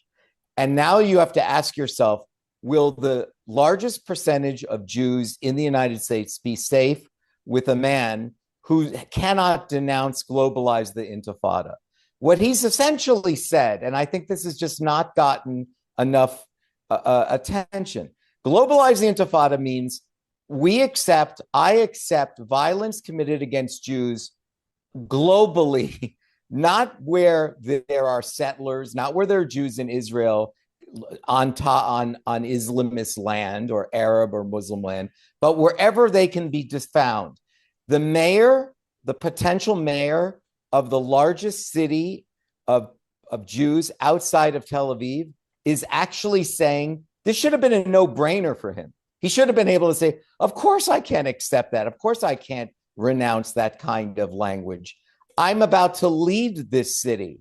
I can't lead a city that has the largest percent of Jews in the United States and at the same time say that I support or would never denounce globalize the Intifada, because it's essentially an invitation to attack Jews in my city.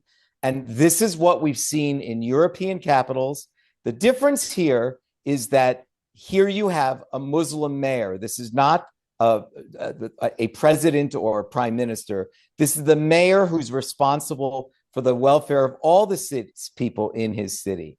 Now, we've seen throughout Europe, certainly in the UK, many cities now being led by Muslim mayors and city councils, and that especially throughout England. And that has a lot to do with the unrestrained violence against Jews, is that there's a simply leverage against the national government. And in terms of the local governments, they're just led by Muslims and Islamists who have no problem harming Jews. Now, let me just remind you that it was only a year ago that one Muslim city that has the largest percentage of Muslims in the United States, Dearborn, Michigan, is the first time the American flag was lit and we were starting to hear death to America, death to Israel, death to Jews. This was not seen in the United States. This is all very new, which is why I'm reminding you of what happened in 2021. And then we have another moment in Dearborn, Michigan, where we're starting to light flags and saying, we really reject American liberalism and representative democracy, and we're interested in something else. Let me tell you something that also just happened in Dearborn, Michigan. These are harbingers of what might happen in New York. The Muslim mayor of Dearborn, Michigan, at a city council meeting where most of the city council, I think the entire city council, is Muslim, was listening to the concerns of the electorate, and a Christian minister, a cleric of some kind, spoke at the lectern, and he said, I am not comfortable using taxpayer funds to rename a city street in honor of a Hezbollah terrorist. This just took place 3 weeks ago. You can look this up. A Christian cleric said, I do not feel comfortable that we have named a street for taxpayer dollars for a Hezbollah terrorist. And he was told publicly by the mayor of Dearborn, I want you to know that you are not welcome in our city anymore. And if you leave our city, I will be the first one to throw a parade to celebrate that. This is America, ladies and gentlemen. Now, all I know is that Mamdani's smile and smirk seems to me like a con job. And because we know what he said about defunding the police, we know what he said about globalize the Intifada. We know that he doesn't believe in the existence of a sovereign Jewish state. He said enough things that tells us how he feels. He, in all likelihood, to some certainty, is going to look the other way when there are crimes against Jews, just like we've seen this in major capitals around the world.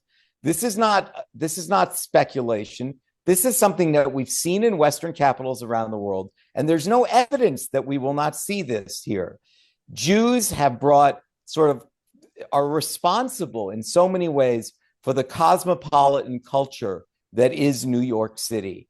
And if taxing the rich is going to force an erosion of the tax base because rich New Yorkers will leave, New York City may become uninhabitable for Jews. French Jews, London Jews, Berlin Jews, Stockholm Jews are all making aliyah to Israel because those cities have become unlivable because of Islamist influences and Islamist political agendas. I'm afraid that's where we're headed here in New York City.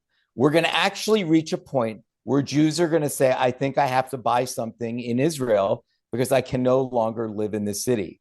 That's what the stakes are in this election.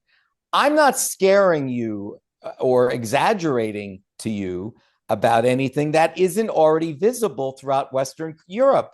This is not mere hyperbole or speculation. The problem is most New York City Jews and New York City residents have not followed what has happened throughout Western Europe. They have no idea. And if you didn't know it, I'm glad I'm telling it to you. And then maybe you should spend a few minutes online and say, oh my God, I did not know that at a Jewish day school in Toulouse in France, that a rabbi and students were killed by an Islamist. I didn't know that before the Charlie Hebdo cartoonists were killed, that Islamists attacked a kosher market in Paris. I didn't know that. You should know that, but many of you won't know that.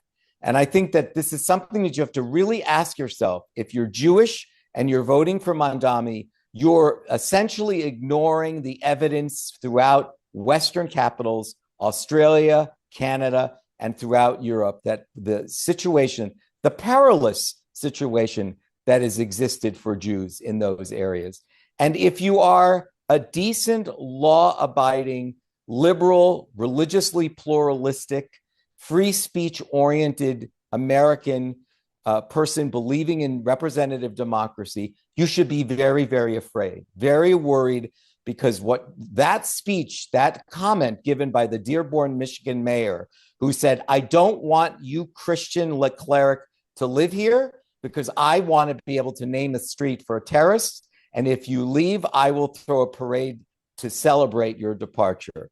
This is going to be possible in New York if Mamdani, his mentors, his family, his background, his parents, everything is pointing in one direction only: hate Jews and destroy the Jewish state. And keep this in mind. If you haven't voted in a New York City election in a while, now is your time to quickly register and show up at the precinct. Sorry to deliver bad news, but it's not original news. It's been out there. Think back to 2021. Jews attacked at Times Square, a woman set on fire, a man brutally attacked. And by the way, I just read 2 days ago, an Israeli lecturer was beaten on West 38th Street. He was followed outside a building and brutally attacked. I think he's in a hospital with some kind of brain injury. This is happening live. This is not a Hollywood movie. This is something that you can look up and see the actions taken by Muslims. Anti-Semitism in the modern West now is not from the right. It's only from Islamists and Muslims, and it's been going on since at least 2007 in Europe. Thank you very much. Go vote for Cuomo or Sliwa, but please vote. Thank you, Thane. Our next speaker is also a man who truly needs no introduction. Andrew Pollock made headlines after his precious daughter, Meadow Pollock, was killed during the school shooting at Marjorie Stoneman Douglas High School in Parkland, Florida. Andy has been a fierce advocate and school safety activist for ensuring that police are funded so that they can properly respond to catastrophes like the one that killed his daughter and her classmates, and to preventing similar tragedies. He founded the nonprofit Americans for Children's Lives and School Safety, or CLASS. He is also the author of the book, Why Meadow Died. Please welcome Andy Pollock. Good afternoon, Rabbi. My name's Andy Pollock. I grew up in Long Island, so I will always be a New Yorker. I don't live there anymore. I moved out. My home base is in Florida, Fort Lauderdale, right outside of Fort Lauderdale. My daughter, Meadow, my only daughter, was murdered in 2018 in Broward County at the Parkland school shooting. So what brings me to speak to everybody in New York today is about the dangers of this Mamdani, who is looking to get elected for mayor of New York. So after my daughter was murdered, a lot of the people got on the bandwagon. She was shot 9 times, but a lot of people all wanted to blame the gun in my daughter's shooting. But I personally looked into what happened, and it was policies and lack of response by law enforcement that led to her and her other students, classmates, and teachers getting killed. So my warning to all of you New Yorkers is that you need law enforcement involved when it comes to emergency response. My daughter's response was the police department was very lackadaisical in their response. They weren't trained properly. They didn't have the guidance of how to react to an emergency. So that's one of the things. And Mamdani is looking to defund the police, and that wouldn't work. And you just had that shooting in New York in the office building where it wasn't a great response from law enforcement. They didn't know where the shooter was in the building, and a few people were killed inside that Manhattan office building. The other biggest thing that really worries me about Mamdani is taking law enforcement out of a lot of police work and putting in social workers. Okay, that is a big red flag for me, knowing what happened in Parkland. There was a similar situation in Parkland where they took law enforcement out of policing in the schools, okay? And what they did was create a very unsafe environment for our children and for school teachers. And there's nothing more precious in life than our children. So they replaced law enforcement with social workers because they didn't trust law enforcement to do it. And it started being assaults in the schools, drugs in the schools, students getting beat up. And this is what happens when you take law enforcement out of policing, when you replace it with social workers. And this is exactly Mamdani's game plan, is to remove law enforcement from scenarios where there's better off to be police enforcement. So it creates an unsafe environment, which is terrible for school teachers and our children. And one of the worst things that I noticed, what it does when you take law enforcement out of policing, it gives children multiple chances at being criminals. And that's what happened in Broward County. And all these kids, instead of getting introduced to law enforcement, they sat with social workers, okay, where they didn't get held accountable.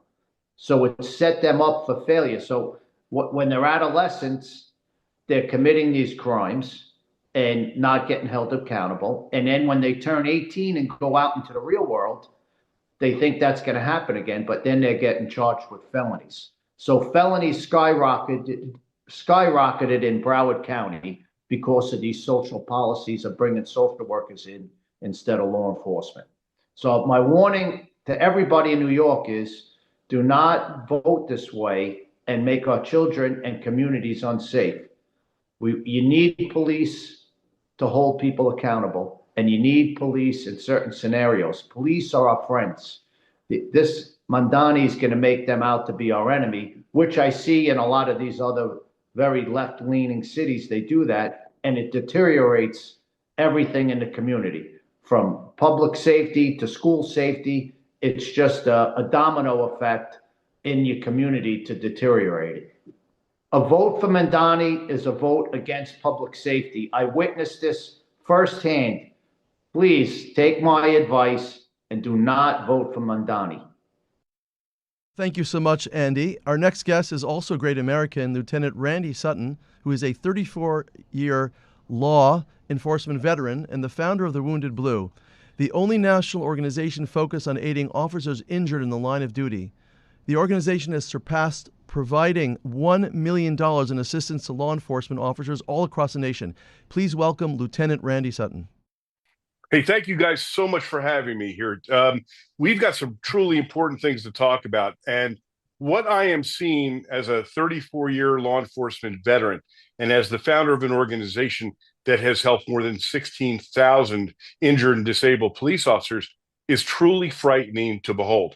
We are seeing an individual, Mamdani, of course, who I'm talking about, who is an absolutely dangerous individual when it comes down to the public safety. Well, he's a dangerous individual when it comes down to the leadership of the largest city in the country. It is absolutely shocking to me that the people of New York have embraced this individual. This man is a racist. He is anti-Semitic. He is unapologetic when it comes to his stance against this nation and against the issues that affect every single New Yorker, from the economics, but down to the public safety. What this individual is postulating about is literally defunding the police. He is talking about creating an environment which will be absolutely devastating to the public safety and the people of New York. Talking about not funding the police to the point where they can actually be effective. In fact, just the opposite. He's talking about replacing police officers on domestic violence situations with social workers. By the way, this has been tried before and has been an abject failure everywhere that it has been tried. Listen, law enforcement, the last thing they want to do is go to domestic disturbances, but it is their duty. Excuse me. They understand how dangerous these situations are.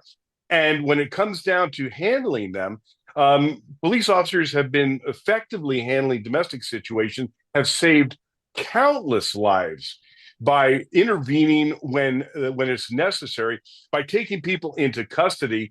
The idea of social workers, well, that's really nice in the world of unicorns and rainbows, but the reality is quite different. We have seen devastating violence towards women and towards domestic partners for many, many years, and law enforcement has effectively taken on the role that is given to them, and that is to be law enforcement officers.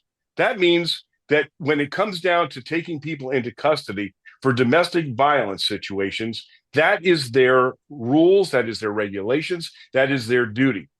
What happens when you send a social worker to a violent situation, you place them in danger, you place their domestic partners in danger, and then when things go to hell, you place the law enforcement officers who are eventually going to have to respond anyway to violence, you place them in danger. Mamdani is truly the worst thing that could happen to the city of New York. And I hope that the voters realize the danger they are putting themselves into if they elect Mamdani as the mayor of the. Thank you, Randy. Dov Hikind is another New Yorker who really needs no introduction. He served as a New York State Assemblyman representing Brooklyn's 40th Assembly District for 35 years. And like many of our guests today, he is a brave Democrat who has just come out to warn New Yorkers of Zohran Mamdani. Here to discuss this is the great Dov Hikind. I want to urge everyone out there. I mean, we are living in such incredible times and difficult times and tremendous challenges. We need to vote like we've never voted in our life.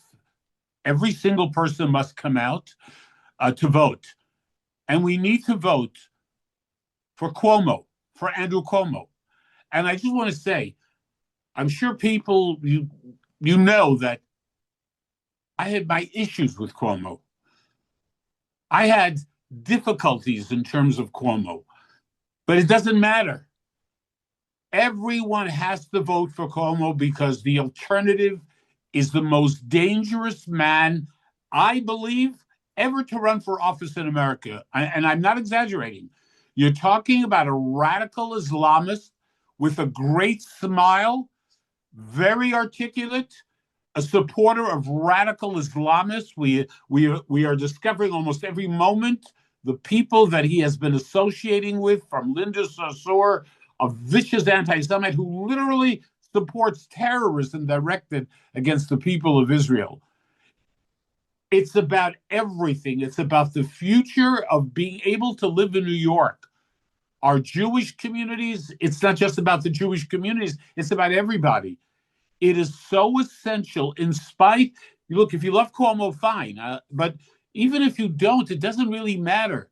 The bottom line is you need to understand that Curtis Sliwa, who I respect, and he's a good guy, is simply not going anywhere.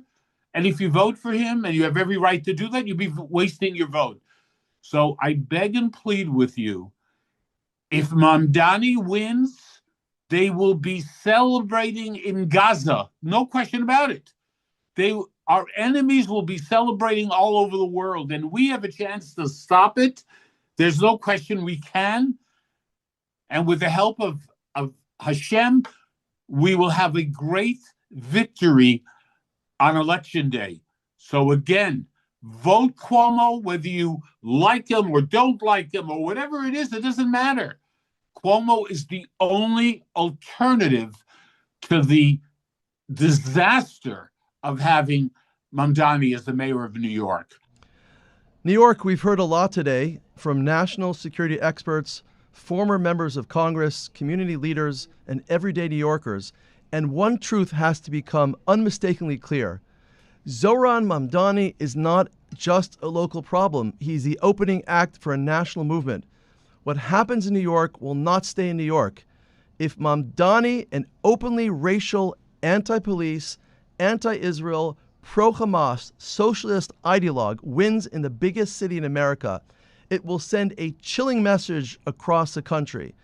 If it can happen in New York, it can happen anywhere. Los Angeles will copy it. Chicago will copy it. College activists will run for office in Miami, Philadelphia, Atlanta, Seattle, and Portland will say, see, New York did it. Now it's our turn. And the people who chant Globalize the Intifada believe that they just won their first major election in America. This isn't just about saving New York. It's about stopping a radical national blueprint before it spreads. So I just urge everybody, everyone who's listening, who's live streaming on social media, on YouTube and other channels, you must go out and vote. And right now, the guy we're going to get behind is Andrew Cuomo. We believe he could still win, but he's not going to win if you do not go out and vote for this election right now. Let's see if we can do it, New Yorkers. Let's make it happen. I want to thank some great people for making this possible. Sandy Fraser, Jennifer Kelly, JBM, and AM970 The Answer for making this possible. At the top of the hour, we are continuing live on social media that you could find all this information out and spread the word at rallyfornyc.org. That's rallyfornyc.org. Again, if Mamdani wins here, Defund the Police will go mainstream again. Anti-Semitism will be normalized in politics. Pro-Hamas candidates will feel empowered to run nationally. Socialism will be branded as the new normal. This is how every movement grows. It started with one win. Let's make it happen, New York. The preceding hour was sponsored by Daniel Schonbuch. This is WNYM, Hackensack, New Jersey, New York City. We are continuing here live streaming at the Rally for NYC. We have a few great speakers, so please keep following us at rallyfornyc.org. You can follow us on YouTube, Instagram, and other channels. Our next speaker is the inimitable Dick Morris. He is a top political strategist for the Democratic side and now the Republican side.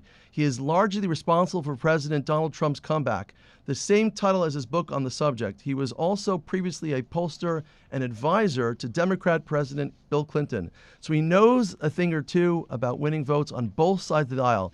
Ladies and gentlemen, please welcome the great Dick Morris. Hi, well, it's very good to be here, and I'm glad everybody's listening on radio and following this event. It is so important that we defeat Mamdani, and also that we elect Curtis Sliwa to the mayoralty. A lot of people are saying that Sliwa can't win, and that therefore they're voting for Cuomo. And I think that's a big mistake. First of all, on the merits, let's realize that it was Cuomo who opened the door for Mamdani by passing the law that said you do not have to have bail. In fact, that you can't have bail. And that opened the door for the release of tens of thousands of criminals. And the criminals who are released without bail, half of them are likely to commit new crimes within a few months of their release. Secondly, it was Cuomo who passed the law that said that that you cannot reincarcerate somebody for a parole violation unless they've done so twice. Only in the third time can you consider reincarcerating them. So in Mamdani, you have a candidate who opposes the idea of jail. And in Cuomo, you have a person who sort of held the door for opening the jail for Mamdani. And the only one who really believes in imprisonment and really will work for it is Curtis Sliwa. I think the main thing that people are concerned about is they want to beat Mamdani because they understand correctly that he would be the end of New York. But they think that they have to vote for Cuomo to stop Mamdani. And that is not true. In fact, when you compare the polling in the Emerson poll, which is well respected, on September 7th, with the AARP poll this past week, October 15th, you see that in the intervening 5 weeks, Mamdani stayed constant at 43%, did no gain, no loss. And Cuomo gained a point from 28% to 29%, but still way short. In the same period, Curtis Sliwa rose from 9% of the vote to 19% of the vote, and is now within striking distance of the leadership in this race. Cuomo has not gained at all. Mamdani has neither gained nor lost, but Curtis has moved up 10 points. And I think that's because people are realizing that Cuomo laid the basis for everything Mamdani is now doing. It was Cuomo, not Mamdani, that opened the door for New York City to be a sanctuary city, which meant that the ICE and the feds could not come in and enforce the law. In fact, they would be guilty of crimes if they did that. it used to be that when a person was released from prison in New York or in many of the states, they would call the INS and now the ICE and say, "Hey, we're about to release Joe Doe, and he's a murderer, he's a robber, a rapist. So we're going to release him at 3:00 in the afternoon, a week from Tuesday. Please be there." And the INS would be right there, and they would book him the minute he was set foot out of the jail, and then he would be reincarcerated. And the anti-sanctuary city laws prohibit that. In fact, they're not allowed to tell the feds when these folks are leaving prison. So we've gone from a situation in New York and many states where it's no longer a question of hoping that the police catch the criminals. It's no longer a question of who did these crimes. We know who did them. We have their fingerprints. We have their photos. We have them in custody, and we're letting them go. And it stems fundamentally, I think, from the fact that for ideological reasons, Mamdani does not believe in incarceration. He does not believe in jail. We are incarcerated. We're the ones on the street who are in prison because we can't walk on the street at night. We can't walk our dogs, and we're vulnerable. But Mamdani does not believe in prison. And as a result, you have something like 80% reoffenders of people who are repeat offenders who keep going back and they don't even anymore come before the judge and get released. They just automatically get released. And I think we have to realize that the laws that made that possible were all proposed and supported by Cuomo. And the only one who has always opposed these laws and will make us safe is Kurt Sliwa. And let me just spend a second on what will happen if Mamdani wins. I think that if he wins, the property taxes in the country, in the city, will no longer really be collected. And property taxes are 37% of our city revenue. And he's proposing rent freezes, even when the Guidelines Commission has said landlords are entitled to a raise of 8 or 9% just to keep pace with heating costs and property taxes and so on. And once that dries up, lenders, bondholders are not going to buy city bonds, just like they didn't in the mid-'70s. They're going to say, why should I lend New York money when it's not going to repay it? Because they just elected a mayor who said he's not going to repay it. And the result will be that the city will be unable to function. After a couple of weeks, it will run out of money, will need to borrow money, and the lenders will say, no, unless you can guarantee repayment. And I believe that will lead to a state and then probably a federal takeover of New York City. I think that New York will become like Washington, D.C., run by the federal government.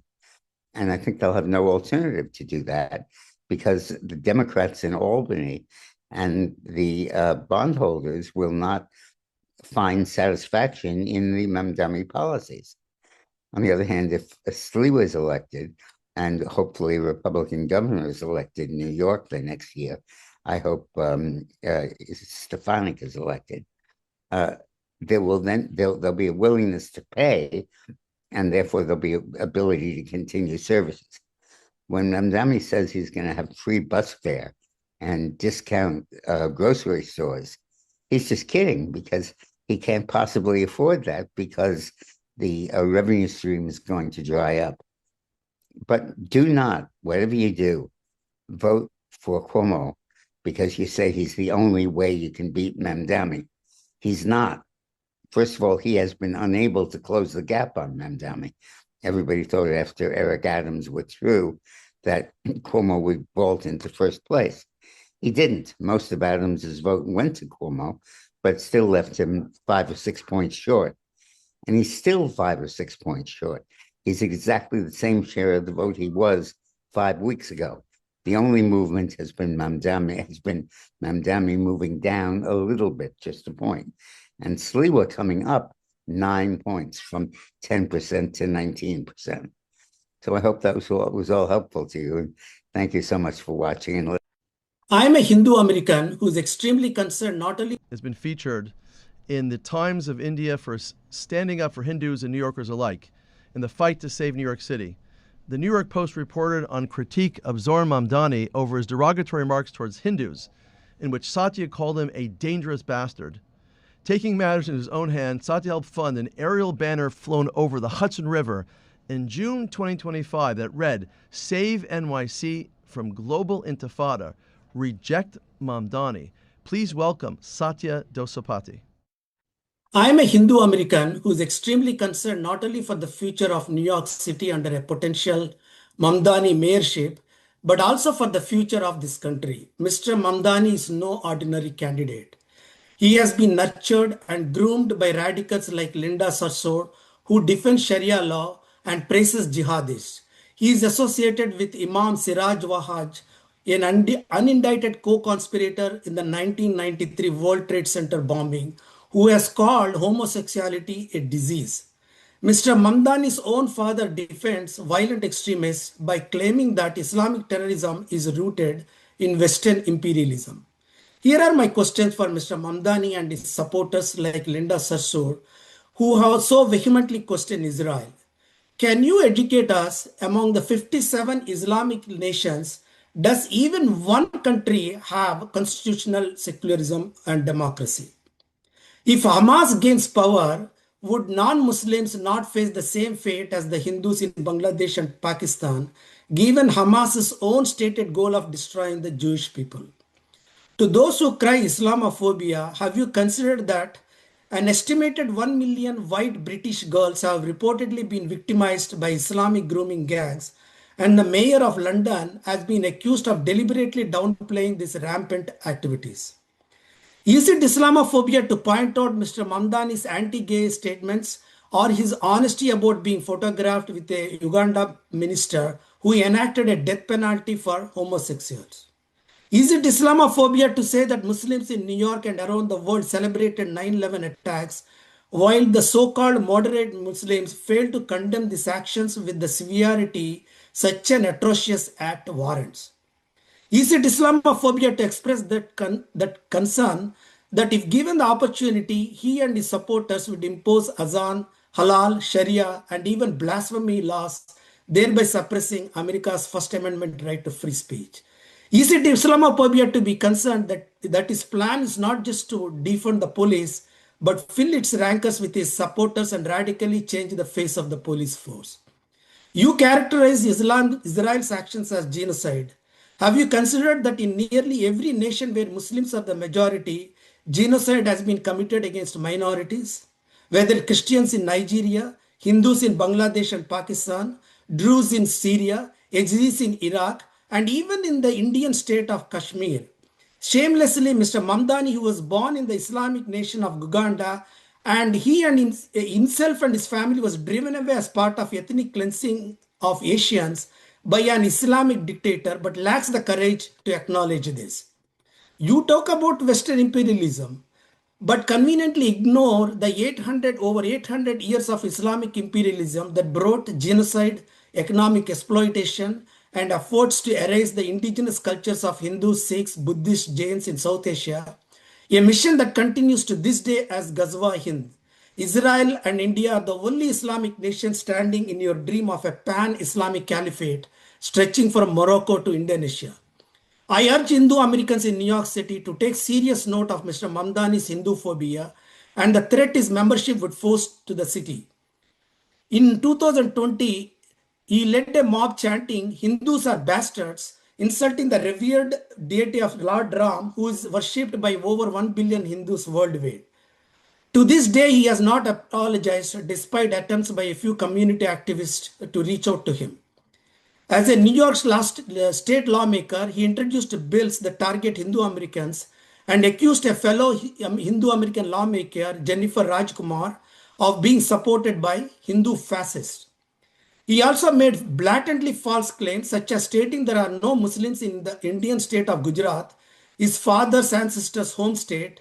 In reality, Muslims constitute 10% of Gujarat's state population, 5.9 million according to the 2011 census, and their population has been rapidly growing across India since its independence. This state alone has Muslims rather than the entire US Muslim population. Meanwhile, he remains conveniently silent on the real ethnic cleansing of 500,000 Hindus from Kashmir in 1989 by Islamists who were driven out using murder and rape as weapons. Even after 36 years, these Hindus are living as refugees in their own country, unable to return home. While he frames the situation in Palestine as a genocide, he conveniently ignores the 1971 Bangladesh genocide, where 2 to 3 million Hindus were killed and 200,000 to 400,000 Hindu women were raped, as cited in the US Congressional Resolution 1430. He fails to acknowledge that in just 75 years, Islamists have reduced the Hindu population of Bangladesh from 22% to 8%, and in Pakistan from 15 to 1%. While he talks about Palestinian children, he ignores the fact that in every year in Pakistan, approximately 1,000 young Hindu girls are snatched from their parents at puberty, only to be gang raped and forcibly married to older men or criminals. He fails to acknowledge the genocide in his own nation of birth, Uganda, where the Islamic dictator Idi Amin ousted all Indians, including his own family, within 90 days. My message to Silva, if you are listening, for heaven's sake, please drop out of the race and give us a chance to defeat Mamdani. For the sake of this city, for the sake of the people who live here, for the sake of city you love, and for the sake of our entire nation. The fact that a candidate feels the need to publicly declare that the Jewish and Hindu communities will be safe under his leadership is in itself extremely troubling. I pray that this beloved city will find the wisdom to stop this radical who uses victimhood and false promises to advance an agenda that will completely destroy the character of our city. Thank you. Ladies and gentlemen, what an incredible opportunity it is to communicate with you about the importance of defeating the Zohran Mamdani. From so many levels, he's dangerous to New York City and to all New Yorkers. Today we had voices of Jews, Christians, Democrats, Republicans, all uniting under that one important point that Mamdani represents a tremendous threat to New Yorkers, to Jews and Christians. Better yet, to all Americans. He's a threat which we must stop right now before it spills out across the rest of the country. And there's a few major points we have to keep in mind when you're going to vote. Number one, a guy like Mamdani, run by the Democratic Socialist America, want to, A, defund the police, which will make New York much more dangerous, will make the subways much more dangerous, will make life much more dangerous for all people in New York City. Number two, he wants to bring in socialism. He wants to seize the means of production, which means he wants to take over your life, your rights, your company, your homes. So be prepared to see what happens if, God forbid, a guy like Mamdani actually wins this race. Number three, women are much less safe if Mamdani wins. He wants to decriminalize many activities, misdemeanors. He wants to have social workers come in and respond to dangerous, extremely dangerous domestic violence incidents, which we all know, and police force have been saying it for many years, are incredibly dangerous. Social workers cannot handle it, but Mamdani wants to bring in social workers to defend women. Women are much more in danger now if Mamdani wins. And number four, last but not least, it's been said over and over again, this man is a dangerous anti-Semite, anti-Zionist who refuses to condemn the term to globalize the Intifada. The reason he doesn't want to condemn it, because he wants to globalize the Intifada. I think on behalf of the Jewish community of New York, we're all united against Mamdani. My suggestion, of course, is to vote Andrew Cuomo. Caristlia was a great guy. I don't think he can win at this point. We're going out to vote for Cuomo. We have till today on Sunday is the last of early voting. There's a break tomorrow. And if you haven't voted by tonight, you can always vote on Tuesday, November 4th, which is Election Day. And as this is an ecumenical gathering, as we're all praying for New York City, we'd like to welcome Pastor Dan Burgoyne of Revival City Church in Los Angeles, who is going to say a few closing remarks. Pastor Dan. Well, Father, we are so thankful for the opportunity that we get to come together and we get to make much of the fact that God is in control. You remain to be in authority. I want to thank you for the Jewish brothers and sisters that you have given me, not only in Los Angeles, but all around the country. You have a people that you have pulled for your own great name, and I want to thank you that you are the one who can be trusted. I want things to go our way. You know that we're to fight for righteousness. We're to take stands that matter. We're to do what it is that we ought do, knowing that one day the one that we answer to is you. But in the meantime, I also know you're absolutely in control. You are the one who Job said, your purposes cannot be thwarted. You will do as you please. Nebuchadnezzar learned that lesson in Daniel chapter 4. And so I ask that your kingdom would come, your will would be done, and you would make this glorious for the purposes of heaven. We put our trust into you. In your precious name, amen. Thank you, Pastor Dan. Let's hope in that spirit of both Jews and Christians coming together, people of decency around this country and around the world, we can defeat the dangers of Zohran Mamdani. I just want to thank some other people that made this possible, and my great technological technicians today from AM970 The Answer and other people that joined us today. To get a video recording to send out to your friends, family members, and anybody you know who's going to still vote, follow us on rallyfornyc.org, on YouTube, and on Facebook.